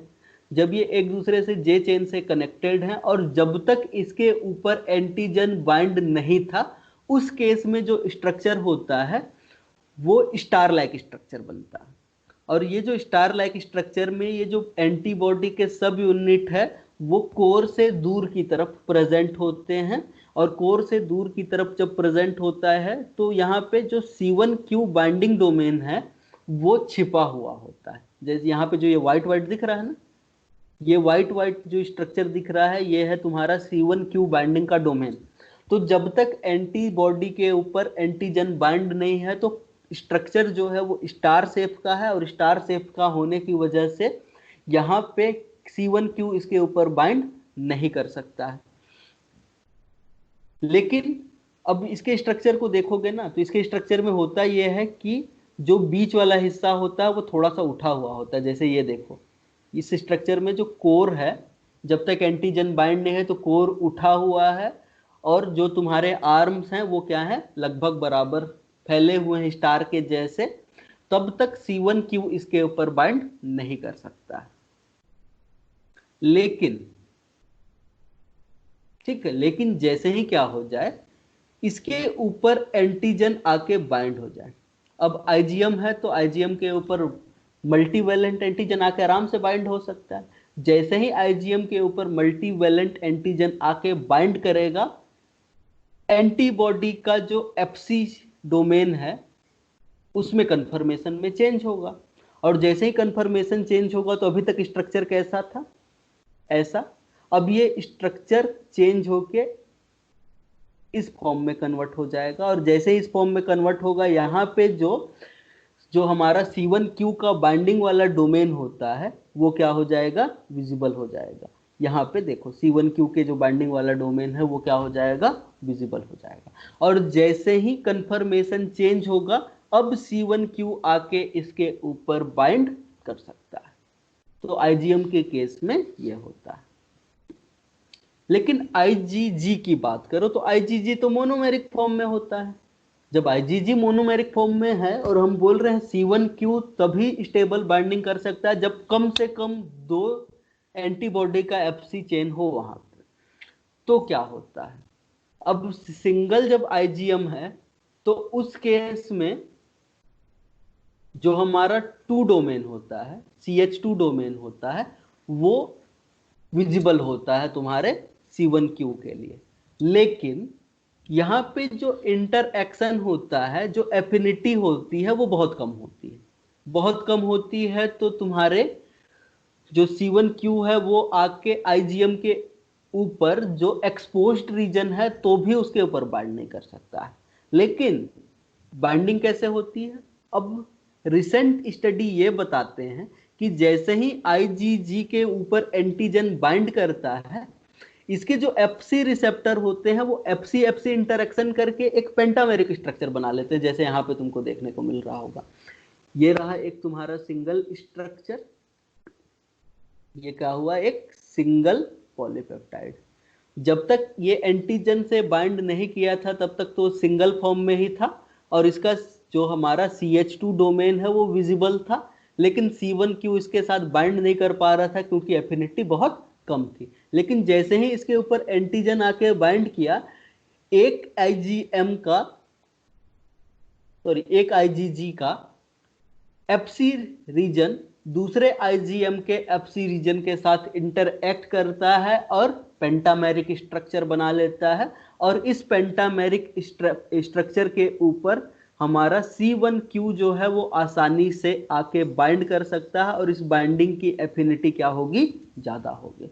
अब जैसे ही C1Q यहाँ पे आके बाइंड करेगा, C1Q की बाइंडिंग के बाद इसके ऊपर C1R और C1S का कॉम्प्लेक्स आसानी से लोड हो सकता है। ठीक, इसके अलावा C1Q को देखो तो IgM और IgG अगर प्रेजेंट ना भी हो तो भी ये IgM और IgG के इंडिपेंडेंट फॉर्म में भी कॉम्प्लीमेंट को एक्टिवेट करा सकता है। कैसे? तो मान लो किसी एक बैक्टीरिया का इन्फेक्शन हुआ और उस बैक्टीरिया में फॉस्फोकोलिन देखने को मिल रहा है, तो इस फॉस्फोकोलिन के ऊपर सी रिएक्टिव प्रोटीन को बाइंड करा दिया जाएगा। अब जैसे ही इस फॉस्फोकोलिन के ऊपर सी रिएक्टिव प्रोटीन बाइंड करेगा, C1Q इस सी रिएक्टिव प्रोटीन के साथ डायरेक्ट बाइंड कर सकता है और डायरेक्ट बाइंडिंग करके ये सी रिएक्टिव प्रोटीन भी कॉम्प्लीमेंट को एक्टिवेट करा सकते हैं और यहाँ पे एंटीबॉडी की जरूरत नहीं पड़ेगी। इसके अलावा सी रिएक्टिव प्रोटीन के अलावा ये वो सेल्स जिनमें एपोप्टोसिस होने वाला है, उन सेल्स के डीएनए से, एनेक्सिन प्रोटीन से या फिर हिस्टोन प्रोटीन के ऊपर भी बाइंड कर सकते हैं और बाइंड करके इन सेल्स का ऑप्सोनाइजेशन करा सकते हैं। ठीक है, तो C1Q IgM के ऊपर बाइंड करेगा कब? जब एंटीजन बाइंड हो जाएगा। IgG के ऊपर बाइंड करेगा कब? जब एंटीजन बाइंड हो जाएगा IgG के ऊपर। इसके अलावा ये सी रिएक्टिव प्रोटीन से बाइंड कर सकता है और एपोप्टोटिक प्रोटीन में डीएनए, एनेक्सिन और हिस्टोन से डायरेक्टली बाइंड कर सकता है। ठीक है, अब आगे की बात करते हैं। अब जैसे ही C1Q बाइंड करेगा, RS आके इसके ऊपर लोड करेंगे, तो हम क्या बोल रहे हैं, जैसे ही C1Q CH2 डोमेन के ऊपर बाइंड करेगा, इसके बाद इसमें क्या होगा, C1Q में कन्फर्मेशन चेंज होगा और कन्फर्मेशन चेंज होने की वजह से इसके ऊपर C1R मॉलिक्यूल आके लोड हो सकता है और C1R और C1S का जो कॉम्प्लेक्स लोड हुआ था उसमें भी कन्फर्मेशन चेंज होगा। और जैसे ही C1R में कन्फर्मेशन चेंज होगा, C1R का कन्फर्मेशन चेंज होने के साथ ही साथ इसका सेरीन प्रोटीएज एक्टिविटी एक्टिवेट हो जाएगा और जैसे ही C1R का सेरीन प्रोटीएज एक्टिविटी एक्टिवेट होगा, ये अपने पड़ोस में प्रेजेंट दूसरे C1R जो कि इसका खुद का पार्टनर था उसको क्लीव करेगा। जैसे ही C1R का क्लीवेज होगा, प्रोटियोलिटिक क्लीवेज होगा, वैसे ही C1R एक्टिवेट होंगे और ये C1R एक्टिवेट होते के साथ जो दो C1S प्रोटीन थे उनको क्लीव करेंगे और उनको क्लीव करने के बाद C1S भी क्या हो जाएगा, एक्टिवेट हो जाएगा। और अब यहाँ पे देखो हुआ क्या, जैसे ही एंटीबॉडी के ऊपर C1Q ने बाइंडिंग करी, C1Q की बाइंडिंग के कारण C1R में कन्फर्मेशन चेंज हुआ। C1R ने अपने पार्टनर का क्या किया, पार्टनर को क्लीव किया। जैसे ये इसके पार्टनर को क्लीव किया, ये दोनों एक्टिवेट हो गए और इन्होंने S को भी क्या कर दिया, क्लीव कर दिया। अब R और S दोनों क्लीव हो गए हैं। अब जैसे ही R और S दोनों क्लीव होंगे, ये क्या करा सकते हैं, तो ये दो सबस्ट्रेट के साथ बाइंड कर सकते हैं। इसमें पहला सबस्ट्रेट है C4 और दूसरा सबस्ट्रेट है C2। तो जैसे ही C1S एक्टिवेट हुआ, वो C4 को क्या कर देगा, हाइड्रोलाइज कर देगा।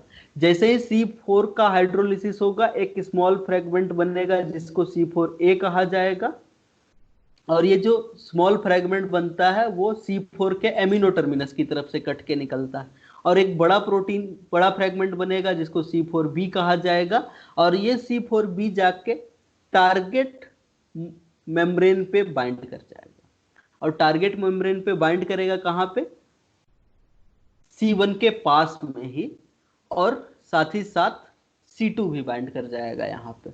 अब अल्टीमेटली क्या हुआ, अल्टीमेटली ये हुआ कि तुम्हारे C1Q की बाइंडिंग की वजह से R और S बाइंड हुए थे, बाइंडिंग की वजह से R और S एक्टिवेट हुआ, RS और S ने एक्टिवेशन के बाद C4 को काटा। जैसे ही C4 कटेगा, वो इस के टारगेट मेम्ब्रेन के ऊपर बाइंड कर जाएगा, C4 का बी वाला सब यूनिट। अब ये C4 का बी वाला सब यूनिट कहाँ पे बाइंड करेगा, जहां पे C1 कॉम्प्लेक्स बाइंड है। इसी के पास कौन आके बाइंड करेगा, C2 भी आके बाइंड करेगा। अब बाइंडिंग कैसे होती है तुम्हारे C4B की, तो उसको समझने के लिए ये समझना पड़ेगा कि ये रहा तुम्हारा C4। अब जब तक C4 था पूरा का पूरा कंप्लीट फॉर्म में, जैसे कि ये बना रहा हूं मैं, ये जब तक C4B कंप्लीट फॉर्म में था तब तक यहाँ पे ये जो थायो ईस्टर बॉन्ड है वो छिपा रहता था, ठीक है। लेकिन जैसे ही C1S एक्टिवेट हुआ और C1S ने क्या किया, यहां पे क्लीव कर दिया इसको। जैसे ही C1S ने इसको क्लीव किया, क्लीव करने के कारण इसका थायो एस्टर बॉन्ड क्या हो गया, विजिबल हो गया। जैसे ही इसका थायो एस्टर बॉन्ड विजिबल होता है तो ये टारगेट सेल के मेम्ब्रेन के ऊपर कार्बोहाइड्रेट के OH के साथ, हाइड्रोक्सी ग्रुप के साथ, या फिर टारगेट मेम्ब्रेन के प्रोटीन के एमिनो ग्रुप के साथ तुरंत रिएक्ट करके फॉर्मेशन कर सकता है बॉन्ड का, ठीक है। अब जैसे ही बॉन्डिंग का फॉर्मेशन होगा, ये हमारा C4B कहां पे बाइंड हो गया, मेम्ब्रेन के, टारगेट मेम्ब्रेन के ऊपर बाइंड कर दिया। अब टारगेट मेम्ब्रेन में भी कहां पे बाइंड किया हुआ है, तो इसके पास में भी C1 का कॉम्प्लेक्स होगा और इसके जस्ट आसपास में C2 भी प्रेजेंट होगा, ठीक है। लेकिन अगर ये हमारा C4B बाइंड नहीं कर पाया तो तुरंत इसको और ज्यादा हाइड्रोलाइज कर दिया जाएगा। अब यहां से अगर ये कट गया तो ये वाला जो थायो ईस्टर बॉन्ड वाला जो सेगमेंट है वो खुद कट के यहां से निकल जाएगा और ये मेम्ब्रेन के साथ बाइंड नहीं कर पाएगा। तो जैसे ही मेम्ब्रेन के साथ इसका बाइंडिंग नहीं हो पाएगा तो फिर अब आगे नहीं चल सकता। तो बॉडी में लगभग 90% ऑफ द C4B जो होते हैं वो मेम्ब्रेन पे बाइंड करने से पहले ही क्या हो जाते हैं, हाइड्रोलाइज हो जाते हैं। मींस इसके ऊपर OH ग्रुप का एडिशन हो जाता है और हाइड्रोलाइज होने के बाद ये मेम्ब्रेन के ऊपर नहीं जुड़ सकते हैं।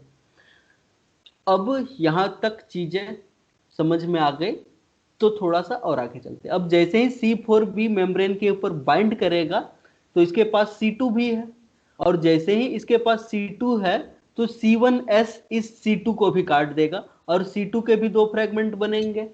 अब C2 के केस में उल्टा है ना, C2 के केस में यह है कि C2 में जो छोटा फ्रेगमेंट बनता है हम उसको C2B बोलते हैं और जो बड़ा फ्रेगमेंट बनता है उसे C2A बोलते हैं। इस केस में थोड़ा सा उल्टा कंडीशन है, लेकिन कोई दिक्कत नहीं है।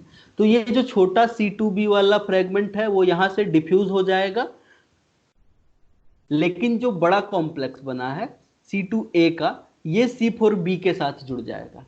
और जैसे ही C2A C4B के साथ जुड़ेगा, यही जो डाइमर बनेगा ये डाइमर क्या कहलाएगा, C3 कन्वर्टेज कहलाएगा। और ये C3 कन्वर्टेज कहां पे प्रेजेंट है, मेम्ब्रेन के ऊपर प्रेजेंट हो सकता है या फिर एंटीजन एंटीबॉडी के कॉम्प्लेक्स के ऊपर प्रेजेंट हो सकता है। अब ये C3 कन्वर्टेज C3 को क्या कर देगा, काट देगा। जैसे ही C3 को काटा जाएगा 2 सेगमेंट बनेंगे, एक तो C3A और दूसरा फ्रेगमेंट क्या बनेगा, C3B। और जो C3A होगा वो इन्फ्लामेशन कॉज कर सकता है, इसीलिए इसको एनाफाइलोटॉक्सिन कह सकते हैं। और ये जो C3B बनता है, ये C3B बहुत सारे इंपॉर्टेंट फंक्शन इसको परफॉर्म करने हैं, इसके बारे में हमको थोड़ा सा आगे पढ़ना ही है। लेकिन एक C3 कन्वर्टेज जो है वो लगभग 200 C3 को काट के 200 C3B का फॉर्मेशन कर सकता है। तो अब यहाँ पे देखो, सिंगल एंटीजन के अगेंस्ट में जो एंटीजन एंटीबॉडी का कॉम्प्लेक्स बना, उसके ऊपर C1Q बाइंड किया, C1Q के बाइंडिंग की वजह से C1R और S की बाइंडिंग हुई, एक्टिवेशन हुआ तो C1R ने R को काटा, C1R और R ने मिलके C1S को काटा, C1S जैसे ही एक्टिवेट हुआ उसने C4 को काटा और C4 जाके मेम्ब्रेन के ऊपर बाइंड हो गया बाय द थायो ईस्टर बॉन्ड। अब जैसे ही वो इस बॉन्ड से बाइंड हुआ तो इसके बगल में C2 भी था, C2 को भी काटा गया, तो C2 का जो बड़ा वाला फ्रेगमेंट C2A है वो C4B के साथ कॉम्प्लेक्स बनाया, यह C3 कन्वर्टेज है। C3 कन्वर्टेज ने C3 को काटा तो C3A बना, जो कि क्या कर सकता है, इन्फ्लामेशन कॉज करवा सकता है, और C3B इंपॉर्टेंट फंक्शन परफॉर्म कर सकता है। एक C3 कन्वर्टेज जो है वो लगभग 200 C3B का फॉर्मेशन करा सकता है। अब ये जो C3B है ना, ये बहुत एसेंशियल रोल प्ले करता है। क्या क्या रोल प्ले कर सकता है, तो ये कई तरीके से बॉडी में प्रोटेक्शन ला सकता है। पहला काम क्या कर सकता है, इसको समझो। तो जो C3B होता है वो जाएगा और जाके माइक्रोब के सरफेस पे बाइंड हो जाएगा, कोवेलेंट बाइंड हो जाएगा, कोवेलेंटली बाइंड हो जाएगा। और जैसे ही माइक्रोब के सरफेस पे C3B कोवेलेंटली बाइंड हो गया, तो ये C3B एक टैग के तरीके से काम करेगा, और ये C3B जाके फेगोसाइट के C3B रिसेप्टर से बाइंड करेगा, और इस एंटीजन का क्या करवा सकता है, ऑप्सोनाइजेशन करवा सकता है। तो C3B ऑप्सोनाइजेशन करा सकता है। C3B FC पोर्शन के साथ बाइंड कर सकता है ऐसे एंटीबॉडी के जो सोल्यूबल एंटीजन एंटीबॉडी कॉम्प्लेक्स बनाया हुआ है। तो C3B soluble antigen antibody complex के FC पोर्शन के साथ बाइंड कर सकता है, और बाइंड करेगा जैसे ही, वैसे ही C3B जुड़ जाएगा इस एंटीजन एंटीबॉडी के कॉम्प्लेक्स के ऊपर, और ये C3B जाके फेगोसाइट्स या फिर रेड ब्लड सेल्स के C3B रिसेप्टर पे बाइंड करेगा, और उसका फेगोसाइटोसिस हो सकता है। तो पहले केस में जब हमारा पैथोजन था, पैथोजन के ऊपर ही हमने क्या किया, C3B जोड़ दिया, तो पैथोजन का ऑप्सोनाइजेशन हो सकता है। दूसरे केस में जो सोल्यूबल एंटीजन एंटीबॉडी का कॉम्प्लेक्स होता है उसके ऊपर जब हमने C3B को बाइंड करवा दिया, तो इस सोल्यूबल एंटीजन एंटीबॉडी कॉम्प्लेक्स का फेगोसाइटोसिस हो सकता है। कुछ C3B जो है वो किसके साथ बाइंड कर जाएंगे, C3 कन्वर्टेज, मतलब C4B C2A के साथ बाइंड करके एक ट्राई मॉलिक्यूलर कॉम्प्लेक्स का फॉर्मेशन करेंगे, जिसमें 3 मॉलिक्यूल है। पहला मॉलिक्यूल है C4B, दूसरा है C2A, और तीसरा हो गया C3B, और ये एक कॉम्प्लेक्स का फॉर्मेशन करेंगे, और यही कॉम्प्लेक्स क्या कहलाएगा, C5 कन्वर्टेज कहलाएगा। और ये जो C5 कन्वर्टेज है वो C5 को क्या कर देगा, 2 पार्ट्स में तोड़ देगा। छोटा पार्ट C5A, बड़ा पार्ट C5B कहलाएगा, और आगे पाथवे चल सकता है। ठीक है, तो जो हम लोग देखे ना कि C3B के अलावा C4B भी क्या करवा सकता है, फेगोसाइटोसिस करा सकता है। अब जो पूरा का पूरा पाथवे हमने पढ़ा उसको फटाफट रिवाइज करते हैं। फटाफट रिवाइजन में देखो, ये हो गया हमारा एंटीजन, एंटीजन के ऊपर जो एपिटोप्स है उसके ऊपर जैसे ही एंटीबॉडी बाइंड करेगा, इसके FC रिसेप्टर में क्या होगा, कन्फर्मेशन चेंज होगा। जैसे ही इसके ऊपर कन्फर्मेशन चेंज होगा, C1Q आके इसके ऊपर बाइंड कर जाएगा, C1Q के साथ साथ C1R और S बाइंड कर जाएंगे। जैसे ही C1Q इसके ऊपर बाइंड करेगा एंटीबॉडी के FC के ऊपर, वैसे ही C1Q का कन्फर्मेशन चेंज होगा। C1Q का कन्फर्मेशन चेंज होने की वजह से C1R का कन्फर्मेशन चेंज होगा। C1R जो है वो अपने पार्टनर को क्लीव करेगा। अब ये 2 पार्टनर मिलके C1S के जो कॉम्प्लेक्स है उसको क्लीव करेंगे, और जैसे ही ये C1S एक्टिवेट होगा, ये C1S क्या करेगा, C4 को काट देगा। अब C4 को काटेगा तो 2 फ्रेगमेंट बने, एक C4A बना जो कि छोटा फ्रेगमेंट है, यहाँ से डिफ्यूज होकर इन्फ्लामेशन कॉज करा सकता है। लेकिन जो बड़ा फ्रेगमेंट है C4B, वो क्या करेगा, उसके ऊपर जो थायोएस्टर ग्रुप था वो प्लाज्मा मेम्ब्रेन के साथ बाइंड कर लेगा, और जैसे ही प्लाज्मा मेम्ब्रेन के साथ बाइंड करेगा C2 के साथ ये कॉम्प्लेक्स बना लेगा। जैसे ही C2 के साथ इसका कॉम्प्लेक्स बना, ये कहलाता है हमारा, अब सॉरी, जैसे ही C2 के साथ कॉम्प्लेक्स बना, ये जो S है C1S, ये C2 को भी काट देगा। अब C2 का जो बड़ा वाला फ्रेगमेंट है C2A बना, और ये जो C2A C4B का कॉम्प्लेक्स बना, ये कहलाएगा हमारा C3 कन्वर्टेज। और जैसे ही ये C3 कन्वर्टेज मतलब C4B C2A का कॉम्प्लेक्स बनता है, ये C3 को काट देता है C3A और C3B में। ये C3A जो है वो जाके इन्फ्लामेशन कॉज करा सकता है। C3B ने देखा हमने 3 काम करा सकता है। पहला तो जो एंटीजन है उसका फेगोसाइटोसिस करा सकता है। जो सोल्यूबल एंटीजन एंटीबॉडी कॉम्प्लेक्स होते हैं उसका फैगोसाइटोसिस करवा सकता है, या फिर ये C3B इस C4B C2A के साथ मिलके C5 कन्वर्टेज बना सकता है, जो कि C5 को क्या करेगा, दो फ्रेगमेंट्स में क्लीव कर देगा। और ये जो C5A है वो तो सोल्यूबलाइज हो जाएगा, डिफ्यूज हो जाएगा, लेकिन ये जो C5B है वो आके वापस मेम्ब्रेन के साथ जुड़ जाएगा। इतना चीज है क्लासिकल पाथवे का पार्ट। और अगर तुम लोगों को एग्जाम के पॉइंट ऑफ व्यू से याद रखना है तो ये डायग्राम बस तुम्हारे लिए इंपॉर्टेंट है।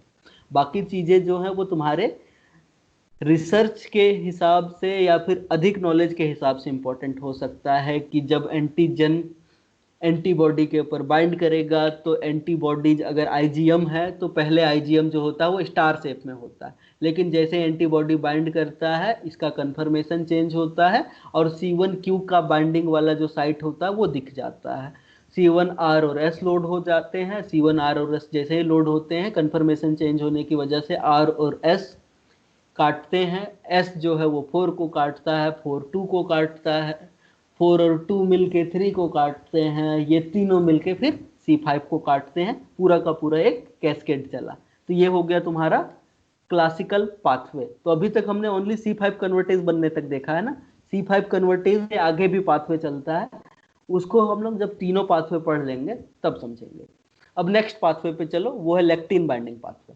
अब लेक्टिन बाइंडिंग पाथवे में होता ही है, क्लासिकल पाथवे में तो हमने क्या देखा कि एंटीजन एंटीबॉडी का कॉम्प्लेक्स बनेगा तभी जाके क्या होगा, यहाँ पे एक्टिवेशन होगा। लेकिन लेक्टिन बाइंडिंग पाथवे में डायरेक्टली सोल्यूबल प्रोटीन्स को रिकॉग्नाइज किया जा सकता है लेक्टिन्स के द्वारा।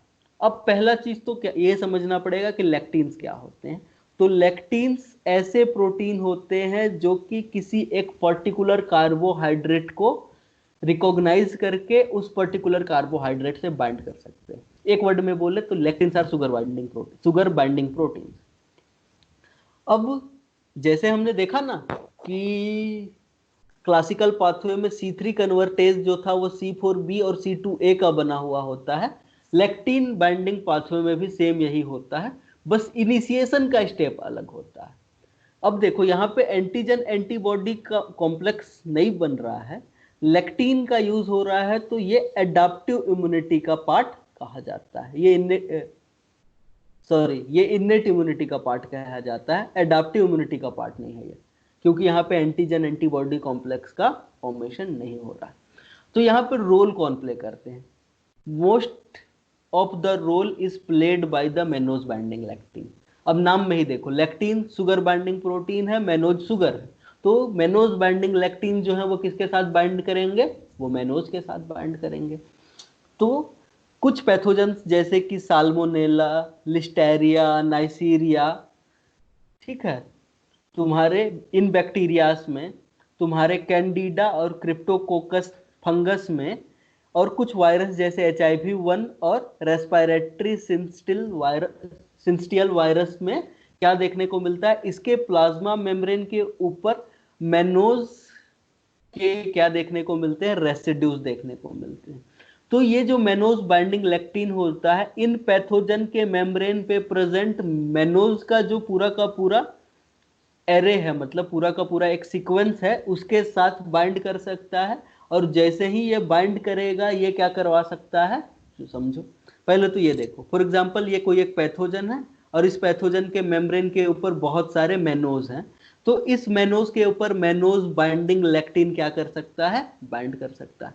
और इस मेनोज बाइंडिंग प्रोटीन के अलावा ये देखो, तो ये मेनोज बाइंडिंग लेक्टिन्स जो हैं वो मेनोज के अलावा N acetyl glucosamine, glucose, fucose, इनके साथ भी बाइंड कर सकते हैं अगर ये माइक्रोबियल सरफेस पे देखने को मिले तो मेनोज बाइंडिंग लेक्टिन पैथोजन के मेम्ब्रेन पे प्रेजेंट मेनोज से, या फिर कुछ मेनोज बाइंडिंग लेक्टिन्स पैथोजन के ऊपर एन एसिटिल ग्लूकोजामिन से, ग्लूकोज से, या फिर फ्यूकेज के साथ बाइंड कर सकते हैं। और जैसे ही बाइंड करेंगे ये लोग आगे कॉम्प्लीमेंट कैस्केड एक्टिवेट करवा देंगे। लेकिन उससे पहले ये समझो कि जो भी पैथोजन के मेम्ब्रेन होते हैं उसके ऊपर जो मेनोज होता है, मेनोज इज शुगर, तो उसके ऊपर बहुत सारे हाइड्रोक्सिल ग्रुप जो होते हैं वो एक 3 डायमेंशनल एरे में प्रेजेंट होते हैं। मतलब 3 डायमेंशनल स्ट्रक्चर उनका डिफाइंड होता है हाइड्रोक्सिल ग्रुप का। तो ये मेनोज जो होता है उस specific 3 dimensional structure by the OH को रिकॉग्नाइज करता है, इसीलिए मेनोज बाइंडिंग लेक्टिन को हम लोग पैथोजन रिकॉग्निशन रिसेप्टर्स के अंतर्गत भी रख सकते हैं। अब जैसे ही ये चीज होता है तो मेनोज बाइंडिंग लेक्टिन जैसे ही बाइंड करेगा मेनोज से या फिर दूसरे सुगर से तुम्हारे कैस्केड का इनिशिएशन हो सकता है। लेकिन अगर किसी एक इंडिविजुअल के अंदर MBL बनाने वाले जीन में अगर म्यूटेशन हो जाए या फिर उसके सीरम में उसके ब्लड में MBL का लेवल कम है तो उस इंसान को बार बार बैक्टीरियल इन्फेक्शन हो सकता है और ये बैक्टीरियल इन्फेक्शन सीरियस रूप भी ले सकता है। अगर MBL को देखो तो MBL का एक्सप्रेशन हो रहा होता है कॉन्स्टिटेटिवली, हमेशा बन रहा होता है किसके द्वारा, लिवर के द्वारा, और ये लेक्टिन ग्रुप में आते हैं। और लेक्टिन को भी बहुत सारे क्लासेस में क्लासिफाई किया गया है और उन क्लासेस में से भी कौन से ग्रुप में आता है, ये कलेक्टिन नाम के ग्रुप में आता है। अब कुछ दूसरे लेक्टिन्स भी हमको देखने को मिले हैं जो कि लेक्टिन बाइंडिंग पाथवे को स्टार्ट करवा सकते हैं। इसमें है कलेक्टिन 10, कलेक्टिन 11, इसके अलावा फाइकोलिन फैमिली के मेंबर्स। अब कलेक्टिन को छोड़ के फाइकोलिन फैमिली के मेंबर फाइकोलिन 1, फाइकोलिन 2 और फाइकोलिन 3, ये 6 में कौन कौन, देखो पहला तो 6 को भी 2 ग्रुप में बांट दो। कलेक्टिन ग्रुप के मेंबर्स में एक है तुम्हारा मेनोज बाइंडिंग लेक्टिन, दूसरा कलेक्टिन 10, तीसरा कलेक्टिन 11, ये लोग, और दूसरा फाइकोलिन फैमिली में फाइकोलिन 1, 2 और 3, ये 6 लोग क्या कर सकते हैं, लेक्टिन बाइंडिंग पाथवे को स्टार्ट करा सकते हैं। अब इसमें क्या होता है, हर एक स्ट्रक्चर को देख लो, हर एक स्ट्रक्चर में जो शुगर को बाइंड करने वाला सब यूनिट होगा उसके नीचे एक स्टॉक रीजन होता है जो कि बना हुआ होता है कोलेजन लाइक ट्रिपल हेलिक्स से।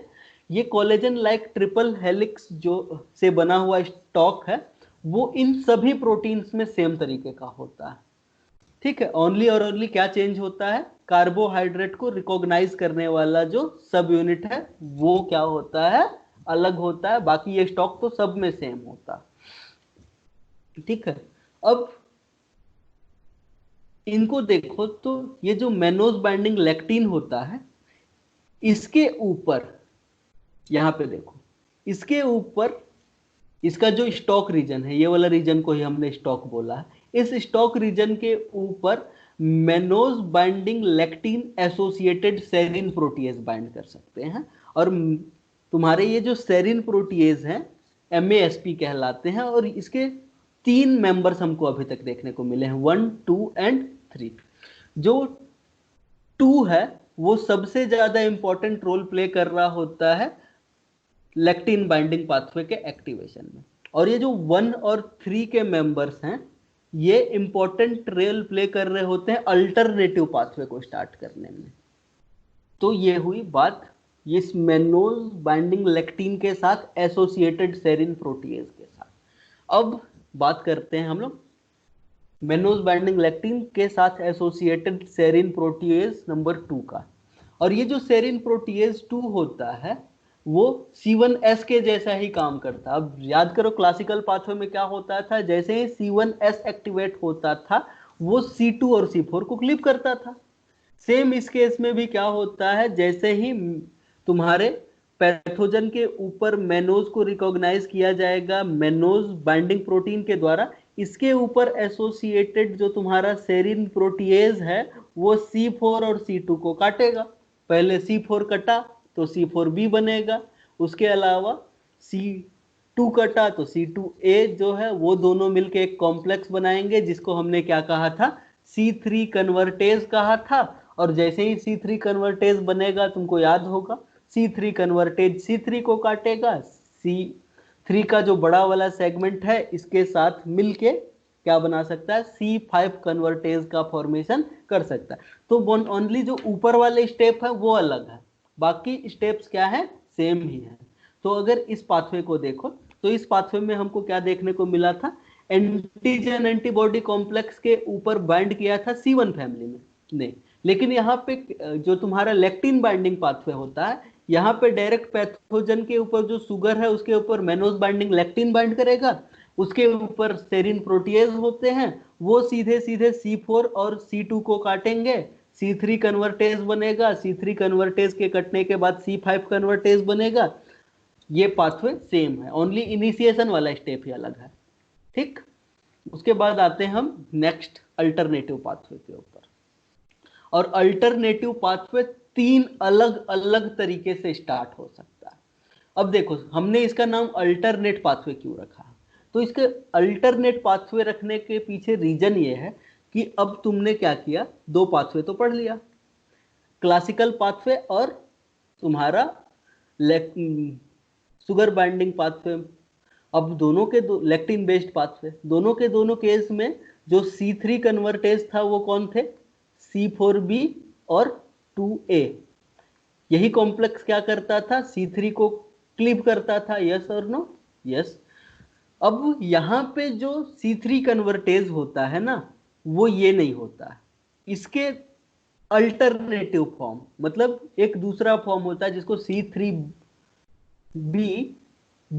कहा जाता है, ये C3 कन्वर्टेज का फॉर्मेशन करता है।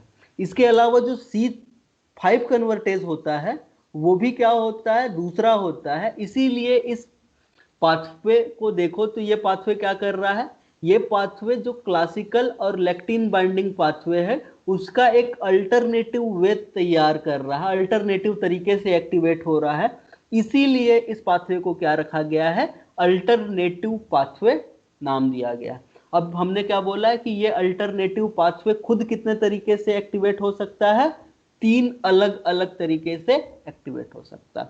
पहला एक्टिवेशन का तरीका कहलाता है टिक ओवर पाथवे, और बाकी जो दूसरे पाथवे होते हैं उसमें दूसरा पाथवे एक्टिवेट किया जा सकता है प्रोपरडीन के द्वारा, और तीसरा पाथवे जो है वो स्टार्ट किया जा सकता है थ्रोम्बिन या फिर कैलिक्रिन के द्वारा। और ये दोनों के दोनों, चाहे प्रोपेडिन हो चाहे थ्रोम्बिन हो, ये 2 अलग अलग रास्तों का निर्माण कर सकते हैं अल्टरनेट पाथवे को चालू करने के लिए। तो हम पहले पाथवे को देख रहे हैं, वो है टिक ओवर पाथवे। अब टिक ओवर पाथवे, तो सबसे पहले तुमको ये समझना पड़ेगा कि टिकिंग ओवर किसे कहते हैं, तब तुमको समझ में आएगा कि टिक ओवर पाथवे को क्यों बोल रहे हैं। तो टिकिंग ओवर का मतलब क्या होता है कि अगर तुम देखो तो ब्लड के अंदर C3 बन रहा होता है, और जैसे ही बनता है वैसे ही इसको क्या कर दिया जाता है, इनएक्टिवेट कर दिया जाता है। तो अगर कोई एक प्रोटीन बने और उसको तुरंत इनएक्टिवेट कर दिया जाता है तो इस फिनोमिनन को कहा जाता है टिकिंग ओवर। तो अब इसमें होता क्या है, तो ये जो टिक ओवर पाथवे में होता है वो तब इनिशिएट किया जाता है जब सीरम के अंदर C3 जो है वो बहुत ज्यादा कॉन्सेंट्रेशन में प्रेजेंट हो। और जब ये बहुत ज्यादा कॉन्सेंट्रेशन में C3 प्रेजेंट होता है तो नॉर्मल कंडीशन हो, तो नॉर्मल कंडीशन में क्या कर दिया जाना चाहिए, C3 को इनएक्टिवेट कर दिया जाना चाहिए तुरंत। लेकिन जब बॉडी में C3 का अमाउंट बहुत ज्यादा हो जाए तो ये अपने आप स्पॉन्टेनियस हाइड्रोलाइसिस हो सकता है इसका, और हाइड्रोलाइसिस का मतलब होता है वाटर का जुड़ना। तो जैसे ही इसका स्पॉन्टेनियस हाइड्रोलिसिस होगा C3H2O बनेगा, मीन्स इसके ऊपर H2O जुड़ गया है, ठीक है। और जैसे ही इसका हाइड्रोलिसिस होगा तो ये जो पेरेंट C3 प्रोटीन था ना, पेरेंट C3 प्रोटीन में क्या होता था, तो याद करो जो C4 प्रोटीन में हम लोग पढ़ते थे, C4 प्रोटीन में क्या पढ़ते थे कि जैसे ही C4 कटता है वैसे ही इसका एक थायोएस्टर बॉन्ड जो है वो विजुअलाइज हो जाता है। वैसे ही टिकिंग ऑफ पाथवे में क्या होता है, हायर कॉन्सेंट्रेशन में जैसे ही C3 बन जाता है तो वे अपने आप इसका हाइड्रोलिसिस होता है और उसका जो थायोएस्टर ग्रुप है वो विजुअलाइज हो जाता है। तो पेरेंट वाला जो C3 है उससे ये बिल्कुल डिफरेंट होता है ना, C3H2O। और प्लाज्मा में देखो तो प्लाज्मा में टोटल प्रोटीन्स का 0.5% जो होता है वो कौन होता है, C3H2O होता है। अब जैसे ही देखोगे तो सीरम में मैग्नीशियम और C3H2O बाइंड करता है एक दूसरे फैक्टर के साथ जिसका नाम है फैक्टर बी। तो यहां पे देखो क्या हुआ, पाथवे को सीधा सीधे डायग्राम से समझो। C3 था, बॉडी में जैसे ही इसका अमाउंट ज्यादा हुआ, इसका अपने आप स्पॉन्टेनियस हाइड्रोलिसिस हो गया, C3H2O बना। और ये जो C3H2O है वो फैक्टर बी के साथ बाइंड कर लेता है और बाइंड करके C3H2OB का कॉम्प्लेक्स बनाता है। जैसे ही ये C3H2OB का कॉम्प्लेक्स बनता है तो इसको रिकॉग्नाइज किया जाता है एक और फैक्टर के द्वारा जिसे कहा जाता है फैक्टर डी। और ये फैक्टर डी जो होता है वो फैक्टर बी का हाइड्रोलिसिस कर देता है और हाइड्रोलिसिस के बाद बनता है हमारा C3H2O। क्या बना यहाँ पे, C3H2O और बी टूटा। बी जब टूटेगा तो दो फ्रेगमेंट बनेंगे, छोटा फ्रेगमेंट BA बनेगा और बड़ा फ्रेगमेंट BB बनेगा। तो जो बड़ा फ्रेगमेंट है वो क्या हो जाता है, तुम्हारे C3 के साथ जुड़ा रह जाता है और ये जो छोटा फ्रेगमेंट है BA वो यहां से रिलीज हो जाता है। अब ये वाला जो स्ट्रक्चर का फॉर्मेशन हुआ है C3 और BB, इसी को हमने क्या कहा है, C3 कन्वर्टेज कहा है। और ये जो C3 कन्वर्टेज बना है कहाँ पे बना है, ब्लड के सीरम में बना है, इसीलिए इसको फ्लूइड बेस्ड C3 कन्वर्टेज कहा जाता है। तो सेम वही चीज यहाँ पे लिखी हुई, जैसे ही C3H2O बना, ये सीरम में जो मैग्नीशियम प्रेजेंट होता है उसके प्रेजेंस में फैक्टर बी के साथ बाइंड करता है। जैसे ही C3H2O फैक्टर बी के साथ बाइंड करता है, फैक्टर बी डी जो है वो फैक्टर बी को क्लीव कर सकता है। तो जो छोटा फ्रेगमेंट है BA यहाँ से रिलीज हो जाएगा और जो बड़ा फ्रेगमेंट है वो C3H2O के साथ बाइंडेड अवस्था में ही रह जाएगा। अब ये स्ट्रक्चर बना कहाँ पे है, वो बना है ब्लड प्लाज्मा में, और ब्लड प्लाज्मा में ही रहेगा तो इसीलिए इसे क्या कहा गया है, फ्लूइड बेस्ड C3 कन्वर्टेज कहा गया। लेकिन अगर प्लाज्मा में देखो तो ये जो फ्लूइड बेस्ड कन्वर्टेज होता है वो C3 को कन्वर्ट कर सकता है, लेकिन सीरम के अंदर ये बहुत ज्यादा स्टेबल नहीं होता। अब जब सीरम के अंदर बहुत ज्यादा स्टेबल नहीं है तो हेल्दी होस्ट के अंदर इसको बहुत जल्दी से डिग्रेड कर दिया जाता है। तो देखो टिक ओवर का मतलब क्या था, हमने बोला कि जैसे ही कोई प्रोटीन बने और उसको तुरंत क्या कर दिया जाए, इनएक्टिवेट कर दिया जाए, तो उसी को टिकिंग ओवर बोला था। तो टिक ओवर पाथवे में क्या होता है, जैसे ही C3 और BB कॉम्प्लेक्स बनता है जो सोल्यूबल वाला, उसको जैसे ही वो बनता है वो कुछ C3 को काटता है और उसको तुरंत ही क्या कर दिया जाता है, डिग्रेड कर दिया जाता है। इसीलिए इस पाथवे को नाम क्या दिया हमने, टिक ओवर पाथवे दिया। लेकिन फिर भी बॉडी में इंफेक्शन रहे तो जो नए बनने वाले C3B होते हैं वो जाके माइक्रोब के सरफेस पे बाइंड कर जाएंगे बाय द थायोस्टर बॉन्ड। जैसे वहां पे C4 बाइंड हुआ था ना मेम्ब्रेन के ऊपर, वैसे ही यहाँ पे जो C3B है वो भी क्या कर सकता है, जाके मेम्ब्रेन के ऊपर थायोस्टर बॉन्ड बना के बाइंड कर सकता है। और जैसे ही ये C3B बाइंड करेगा मेम्ब्रेन के ऊपर, तो थोड़ी देर पहले हमने क्या देखा कि जो हमारा फैक्टर बी है वो C3H2O के साथ बाइंड कर सकता है, लेकिन इसके अलावा ये C3B के साथ भी बाइंड कर सकता है। अब ये C3B अभी जब बैक्टीरिया का इन्फेक्शन प्रेजेंट है तो C3B मॉलिक्यूल प्लाज्मा मेम्ब्रेन पे बाइंड हो गया है और इसी मेम्ब्रेन के ऊपर जाके हमारा फैक्टर बी बाइंड हो जाएगा। और जैसे ही इसके ऊपर फैक्टर बी बाइंड होगा, फैक्टर डी आके फिर से इस बी का क्लीवेज कर सकता है और C3B BB कॉम्प्लेक्स का फॉर्मेशन कर सकता है। और ये C3B BB मेम्ब्रेन के ऊपर प्रेजेंट है, जैसे कि इस डायग्राम में देखो। इस डायग्राम में हुआ क्या, ये जो फ्लूइड बेस्ड C3 कन्वर्टेज बना था स्टार्टिंग में, उसने C3 को क्लीव किया, C3A बना, C3B बना। C3B जाके मेम्ब्रेन के ऊपर बाइंड हो गया। जो फैक्टर B है वो C3B के साथ भी बाइंड कर सकता है। जैसे ही ये C3B के साथ बाइंड हुआ, फैक्टर B ने क्या किया, इसको भी क्लीव किया अब ये जो C3B और BB का कॉम्प्लेक्स है वो मेम्ब्रेन के ऊपर प्रेजेंट है, तो इसे कहा जाता है मेम्ब्रेन बाउंड C3 कन्वर्टेज।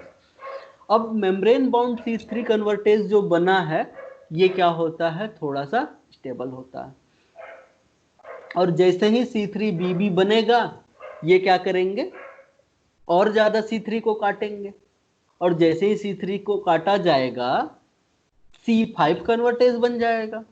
तो अब देखो टिकलिंग पाथवे में भी दो तरीके के C3 कन्वर्टेज बन सकते हैं। एक बन सकता है फ्लूइड बेस्ड C3 कन्वर्टेज जो कि बहुत शॉर्ट लिविंग होता है, एक बन सकता है मेम्ब्रेन बाउंड C3 कन्वर्टेज जो कि थोड़े लंबे टाइम तक काम कर सकता है। ठीक है, और इसमें भी देखो तो इसमें क्या होता है, जो फ्लूइड फेज वाला होता है वो इस पाथवे को इनिशिएट करता है, जबकि मेम्ब्रेन बाउंड वाला C3 कन्वर्टेज होता है वो इस सिग्नल को एम्पलीफाई करके जो माइक्रोब्स है उसको डिस्ट्रक्ट कर सकता है। लेकिन इसके अलावा भी देखो तो इसके अलावा क्या होता है, अभी हमने क्या देखा कि मेम्ब्रेन के ऊपर C3BB का कॉम्प्लेक्स था, लेकिन अब ये भी उतना ज्यादा स्टेबल नहीं, तो इसको स्टेबलाइज करने के लिए हम क्या कर सकते हैं, इसके ऊपर एक प्रोटीन जोड़ सकते हैं जिसका नाम है प्रोपर्डीन, जिसे फैक्टर पी भी कहा जाता है। तो क्या कहा हमने, जो सेल बाउंड C3 कन्वर्टेज बना वो अनस्टेबल है, लेकिन हम इसके ऊपर प्रोपर्डीन यानी कि फैक्टर पी बाइंड करा के इसकी स्टेबिलिटी को इंक्रीज कर सकते हैं। अब जैसे ही ये इसके ऊपर बाइंड कर जाएगा इसकी स्टेबिलिटी इंक्रीज हो जाएगी और ये ज्यादा से ज्यादा C3 को क्या कर सकता है, क्लीव कर सकता है। किसके ऊपर, मेम्ब्रेन के माइक्रोब के सरफेस के मेम्ब्रेन पे। अब जैसे ही ये चीज होगा क्या हो सकता है, ज्यादा C3 अब आके C3BB कॉम्प्लेक्स के साथ और ज्यादा C3B बाइंड करेंगे और C5 कन्वर्टेज का फॉर्मेशन होगा जो C5 को क्या कर सकता है, क्लीव कर सकता है।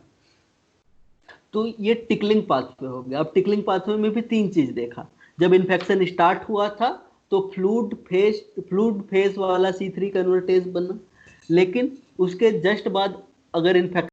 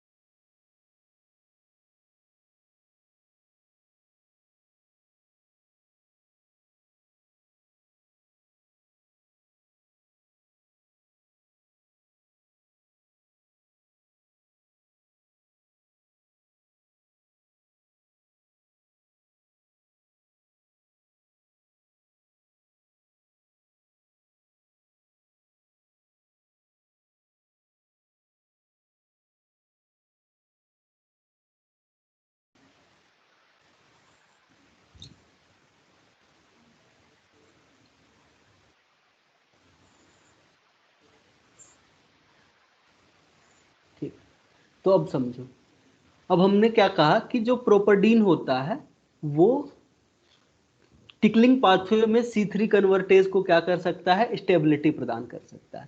लेकिन अभी कुछ रिसेंट स्टडी में ये पता चला कि अगर हम पिपरडीन को किसी एक आर्टिफिशियल सरफेस के ऊपर क्या कर दें, कोट कर दें, और इसमें हम सीरम को डालें, सीरम के साथ ही साथ सीरम में मैग्नीशियम को सीरम के साथ मैग्नीशियम को डालें, तो ये जो इमोबिलाइज्ड पिपरडीन है वो अपने आप क्या कर सकता है, C3b और फैक्टर बी के साथ बाइंड कर सकता है, और C3b और फैक्टर बी के साथ बाइंड करके फैक्टर डी के द्वारा बी का क्लीवेज को प्रमोट कर सकता है, ताकि C3 कन्वर्टेज का फॉर्मेशन करवाया जा सके। लेकिन इस C3 कन्वर्टेज में C3b BB के अलावा एक और फैक्टर है, वो कौन सा फैक्टर है, प्रोपर्डीन। ठीक है, तो अल्टरनेट पाथवे पहला तो स्टार्ट हो सकता है क्या, अपने आप स्पॉन्टेनियसली C3 जो है वो उसका हाइड्रोलिसिस हो और B के साथ वो बाइंड करके उसका क्लीवेज करवा सके। लेकिन दूसरा तरीका ये है अल्टरनेट पाथवे को स्टार्ट करने का कि जो प्रोपर्डीन जो होता है, प्रोपर्डीन स्टेबिलिटी उत्पन्न करने के अलावा अगर इसे क्या किया जाए, किसी एक आर्टिफिशियल सरफेस के ऊपर जोड़ दिया जाए और उसमें सीरम के ये वाले प्रोटीन्स को मिलाएं, तो भी क्या हो सकता है, C3 कन्वर्टेज का फॉर्मेशन हो सकता है। ठीक है, जैसे कि यहाँ पे देखो, ये रहा कोई एक आर्टिफिशियल सरफेस जिसके ऊपर हमने प्रोपर्डीन को क्या कर दिया है, जोड़ दिया है। अब जैसे ही इसमें हमने C3b और फैक्टर बी को डाला, तो ये अपने ऊपर क्या करेगा, C3b और फैक्टर बी को बाइंड कराने के बाद फैक्टर डी को लोड करवाएगा, और ये फैक्टर डी जो है वो क्या करेगा, फैक्टर बी को क्लीव कर देगा। अब यहाँ पे C3 कन्वर्टेज का फॉर्मेशन हो सकता है। तो ये इस तरीके से भी क्या हो सकता है, अल्टरनेट पाथवे को स्टार्ट कराया जा सकता है। कुछ इन विवो स्टडीज में देखो, अब इन विट्रो में क्या देखने को मिल रहा है, हमको देखने को मिल रहा है, तो जरूरी नहीं है कि इन विवो में हो, लेकिन कुछ रिसेंट रिसर्च ये बताते हैं कि एक बैक्टीरिया है जिसका नाम है क्लेमाइडिया न्यूमोनिया। ठीक है, इसमें क्या हो सकता है, प्रोपर्डीन बाइंड करके इस तरीके से अल्टरनेट पाथवे को स्टार्ट करा सकता है। लेकिन ये नोट करने लायक बात है कि ये पाथवे डिपेंड करता है पहले से प्रेजेंट कुछ C3b के ऊपर। अगर पहले से कुछ C3b प्रेजेंट है तो ये पाथवे क्या कर सकता है, चल सकता है। इन विवो कंडीशन में, इन विट्रो कंडीशन में नॉर्मली प्रोपर्डीन क्या कर सकता है, इस पाथवे को एक्टिवेट करा सकता है। इन विवो कंडीशन में इस प्रोपर्डीन को लो कॉन्सेंट्रेशन में पहले से प्रेजेंट C3b की जरूरत पड़ेगी, और तब हम अल्टरनेट पाथवे को स्टार्ट कर पाएंगे। तो ये दो पाथवे हो गए, पहला तो टिकलिंग पाथवे, दूसरा हो गया प्रोपर्डीन बेस्ड पाथवे। अब तीसरे पे आते हैं, वो है अल्टरनेटिव प्रोटीएज पाथवे। अब अल्टरनेटिव प्रोटीएज पाथवे को समझने से पहले हमको यह समझना पड़ेगा कि जो ब्लड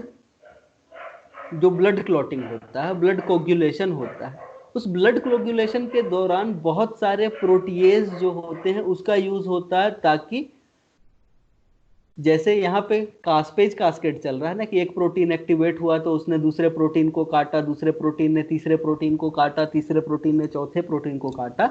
सेम यही केस होता है तुम्हारे ब्लड क्लॉटिंग के दौरान भी।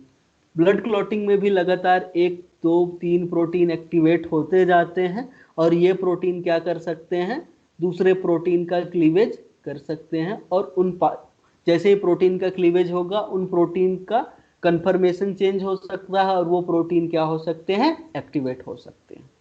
तो ये अगर तुमको पता है, तो सेम अभी के टाइम पे हमको कुछ डिकेड पहले ये रिजल्ट पता चला था कि जो ब्लड क्लॉटिंग फैक्टर्स होते हैं, जो कि ब्लड क्लॉटिंग में इन्वॉल्व होते हैं, ये ब्लड क्लॉटिंग फैक्टर C3 और C5 को इन विट्रो इनको क्या कर सकते हैं, क्लीव कर सकते हैं। तो जो ब्लड क्लॉटिंग फैक्टर हैं वो इन विट्रो कंडीशन में C3 और C5 का क्लीवेज कर सकते हैं, और जैसे ही C3 और C5 का क्लीवेज होगा तो ये किसके जैसे काम कर रहे हैं, C3 कन्वर्टेज और C5 कन्वर्टेज के जैसा ही तो काम कर रहे हैं। ठीक है, लेकिन इस रिएक्शन के लिए ये जरूरी था कि इन विट्रो कंडीशन में थ्रोम्बिन का कॉन्सेंट्रेशन ज्यादा रहे। ठीक है, लेकिन नॉर्मल अगर फिजियोलॉजिकल कंडीशन में देखोगे तो नॉर्मल फिजियोलॉजिकल कंडीशन में थ्रोम्बिन का कॉन्सेंट्रेशन तो उतना ज्यादा होता नहीं।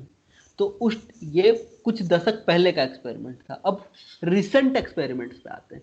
अब रिसेंटली हमको ये देखने को मिल रहा है माउस मॉडल में कि जो कोगुलेशन पाथवे होता है, वो कोगुलेशन पाथवे जो है वो फिजियोलॉजिकल लेवल पे भी C3 और C5 कन्वर्टेज के तरीके से काम करके C3A और C5A का फॉर्मेशन करा सकता है।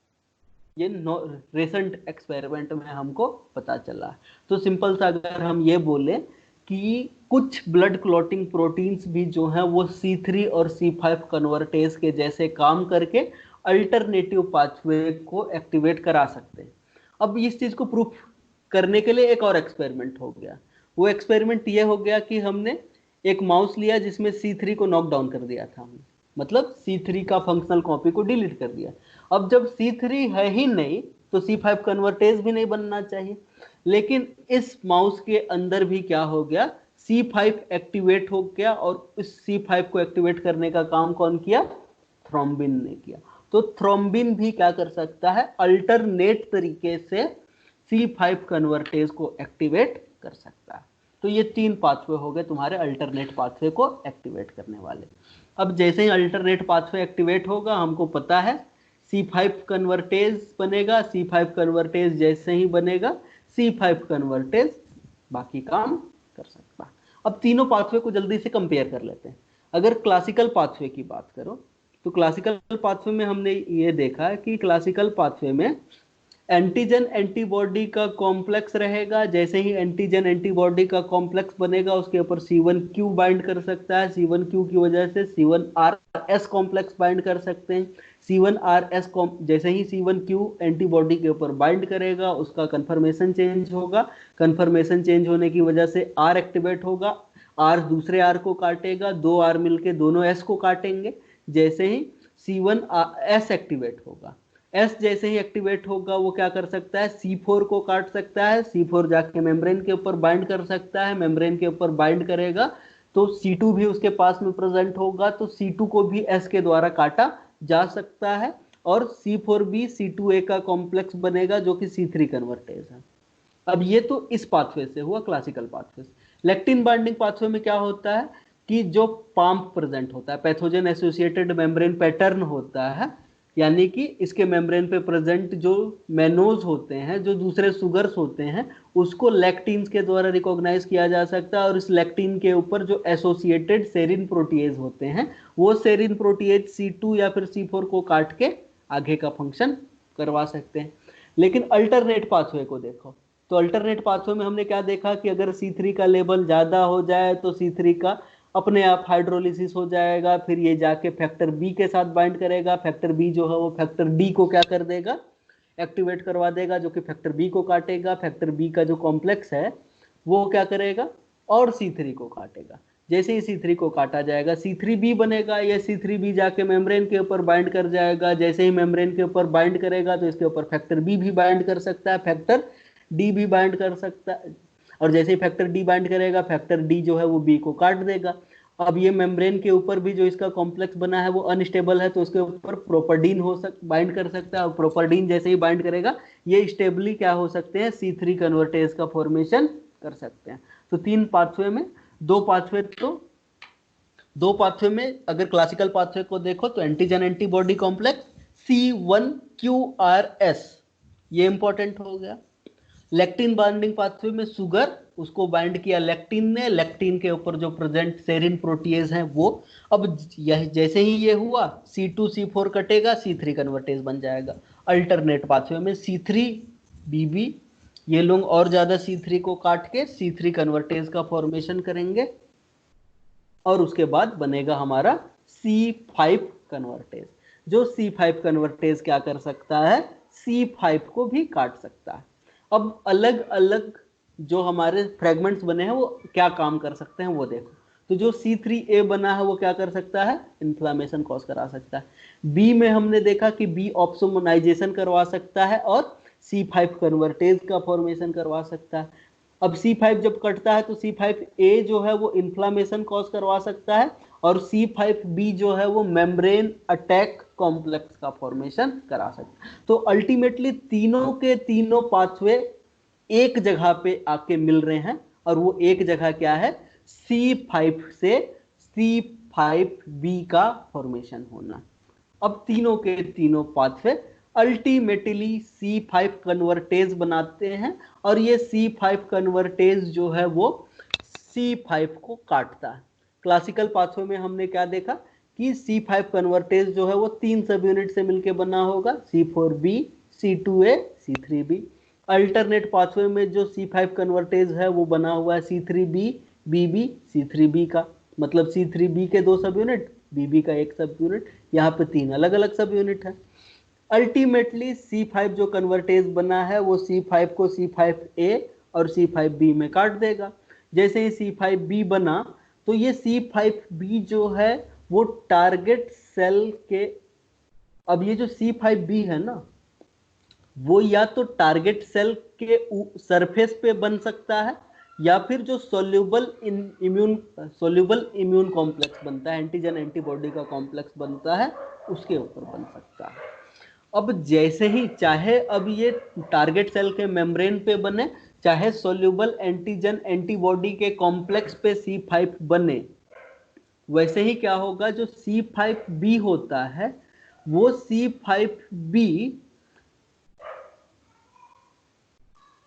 C5b क्या कर सकता है, दूसरे मेम्ब्रेन अटैक कॉम्प्लेक्स के साथ बाइंड कर सकता है। तो समझो क्या होता, जैसे ही C5b बना, अब चाहे वो मेम्ब्रेन के ऊपर बना था, चाहे सोल्यूबल एंटीजन एंटीबॉडी के कॉम्प्लेक्स के ऊपर बना था, ये जो C5b होता है ये एक्सट्रीमली लेबाइल होता है, मतलब बहुत जल्दी डिग्रेड किया जा सकता है। तो क्या होता है कि इसको तुरंत स्टेबलाइज करना होता है, और तुरंत स्टेबलाइज करने के लिए क्या किया जाता है, तो C5b के ऊपर तुरंत एक और प्रोटीन जोड़ दिया जाता है जिसका नाम है C6। और जैसे ही C6 इसके ऊपर जोड़ा जाता है, जैसे ही C5b बाइंड करता है C6 के साथ ये जो कॉम्प्लेक्स बना, ये कॉम्प्लेक्स जाके बाइंड कर सकता है एक और प्रोटीन से जिसका नाम है C7। और C7 के साथ जैसे ही बाइंड होगा तो C7 का कन्फर्मेशन चेंज होगा, और जैसे ही C7 का कन्फर्मेशन चेंज होगा इसके कुछ हाइड्रोफोबिक रीजन दिखेंगे, और ये हाइड्रोफोबिक रीजन जाके मेम्ब्रेन के अंदर धस जाएगा।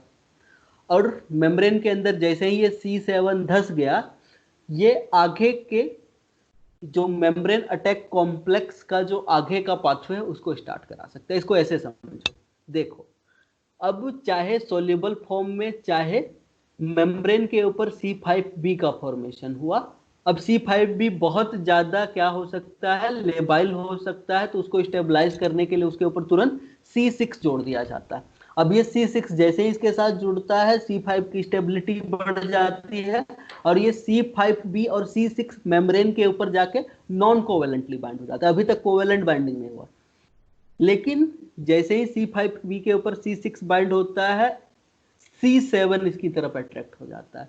C7 जैसे ही C6 के साथ बाइंड करता है, C7 के ऊपर जो क्या होता है, कुछ हाइड्रोफोबिक सेगमेंट होते हैं वो विजुअलाइज हो जाते हैं, और ये हाइड्रोफोबिक सेगमेंट मेम्ब्रेन के अंदर जाके धस जाते हैं। अब जैसे ही C7 बाइंड हुआ, C7 जो है वो C8 को बाइंड करवाएगा, और C8 जो है वो भी क्या हो जाएगा, प्लाज्मा मेम्ब्रेन के अंदर धस जाएगा, और ये जो C8 है वो C9 को अट्रैक्ट करेगा, और C9 जैसे ही आएगा, एक C9 बहुत सारे C9 को अट्रैक्ट करेगा, और ये जो C9 के बहुत सारे जो कॉम्प्लेक्स हैं ये क्या करेगा, मेम्ब्रेन के ऊपर पोर का फॉर्मेशन कर देंगे। देखो जैसे यहाँ पे दिख रहा है हमको, ये रहा C5b जिसके ऊपर C6 आके बाइंड किया, C7 आके बाइंड किया, C8 आके बाइंड किया। अब C8 में भी देखोगे तो C8 जो है वो 2 सब यूनिट का मिलके बना हुआ है, एक तो अल्फा और एक बीटा।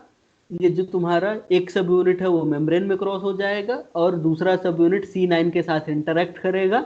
C9 जो है वो आके क्या कर सकता है, पूरे के पूरे मेम्ब्रेन में होल का फॉर्मेशन कर सकता है। तो समझो जो C8 होता है वो 2 सब यूनिट का मिलकर बना होता है, एक तो C8 अल्फा गामा और दूसरा होता है C8 बीटा। जो C8 बीटा होता है ना, वो C5b और 6-7 के कॉम्प्लेक्स के साथ जुड़ता है, और ये जो अल्फा गामा होता है ये जाके हाइड्रोफोबिक डोमेन के द्वारा मेम्ब्रेन के अंदर धस जाता है। अब जैसे ही C5b 6-7-8 का जो कॉम्प्लेक्स बना है वो मेम्ब्रेन में धस के एक छोटा सा पोर तो बना ही चुका है, लेकिन ये जो 5-6-7-8 का कॉम्प्लेक्स है इसके ऊपर आके C9 बाइंड कर सकते हैं, और C9 के 10 से 19 मॉलिक्यूल बाइंड करके मेम्ब्रेन के ऊपर 100 एंगस्ट्रॉम के 170 से लेके 100 एंगस्ट्रॉम के जितना पोर का फॉर्मेशन कर सकते हैं। और ये पोर जैसे ही बनेगा वैसे ही क्या होगा, जो साइटोप्लाज्म के कंटेंट है वो प्लाज्मा मेम्ब्रेन से लीक हो जाएंगे, और जैसे ही लीक हो जाएंगे तो साइटोप्लाज्म के कंटेंट बाहर और प्लाज्मा मेम्ब्रेन क्या हो जाएगा, डिसरप्ट हो जाएगा और उस बैक्टीरिया को मार दिया जाएगा। तो अल्टीमेटली इस पाथवे को फिर से देखो, क्लासिकल पाथवे में हुआ ये कि एंटीजन एंटीबॉडी का कॉम्प्लेक्स बना, एंटीजन एंटीबॉडी के कॉम्प्लेक्स बनने के कारण, चलो जल्दी से एक बार थोड़ा सा चीज समझते हैं।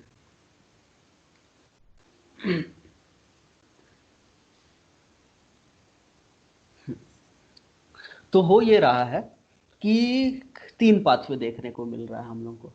3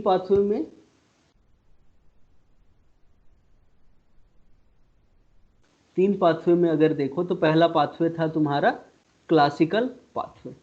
अब क्लासिकल पाथवे में हो ये रहा है कि क्लासिकल पाथवे में ये रहा एंटीजन जैसे ही एंटीबॉडी के ऊपर बाइंड करता है, एंटीबॉडी के एफसी जो डोमेन होता है उसमें कन्फर्मेशन चेंज होता है, और जैसे ही एफसी डोमेन पे कन्फर्मेशन चेंज होता है इसके ऊपर C1q बाइंड कर सकता है।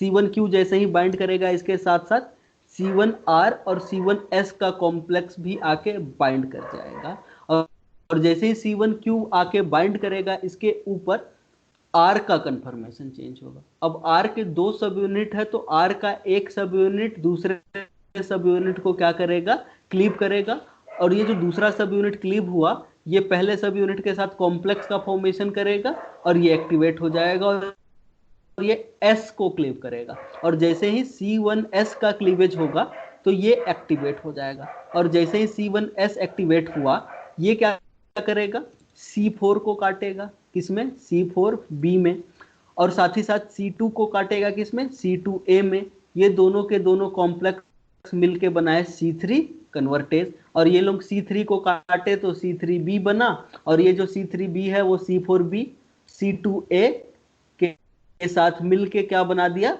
C5 कन्वर्टेज का फॉर्मेशन कर दिया, जो कि C5 को क्लीव करता है। वहीं पे जब हमने लेक्टिन बाइंडिंग पाथवे देखा तो ये हो गया माइक्रोब के ऊपर ये रहा शुगर, इसको रिकॉग्नाइज किया गया लेक्टिन्स के द्वारा, मेनोज बाइंडिंग लेक्टिन के द्वारा।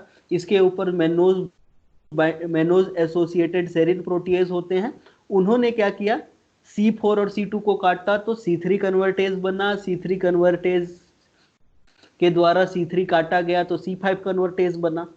जस्ट अल्टरनेट पाथवे में क्या हुआ, C3 का अमाउंट जब ज्यादा हो गया तो C3 के अमाउंट के ज्यादा होने की वजह से C3 का खुद हाइड्रोलाइसिस हो गया, और जैसे ही हाइड्रोलाइसिस हुआ ये B के साथ बाइंड किया, फैक्टर D आया, फैक्टर D ने C3 और B को क्लीव किया तो C3 और BB का कॉम्प्लेक्स बना, और ये क्या कर सकता है, C3 कन्वर्टेज है जो कि C3 को काट के C3b बना सकता है।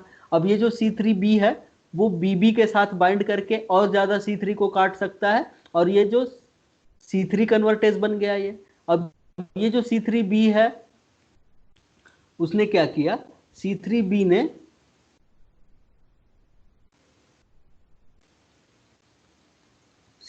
ने जैसे ही इसके साथ क्या किया, बाइंडिंग करा, जैसे ही इसके साथ बाइंडिंग करा तो 3 का कॉम्प्लेक्स बना, C3b BB C3b का। अब ये कहला रहा है C5 कन्वर्टेज।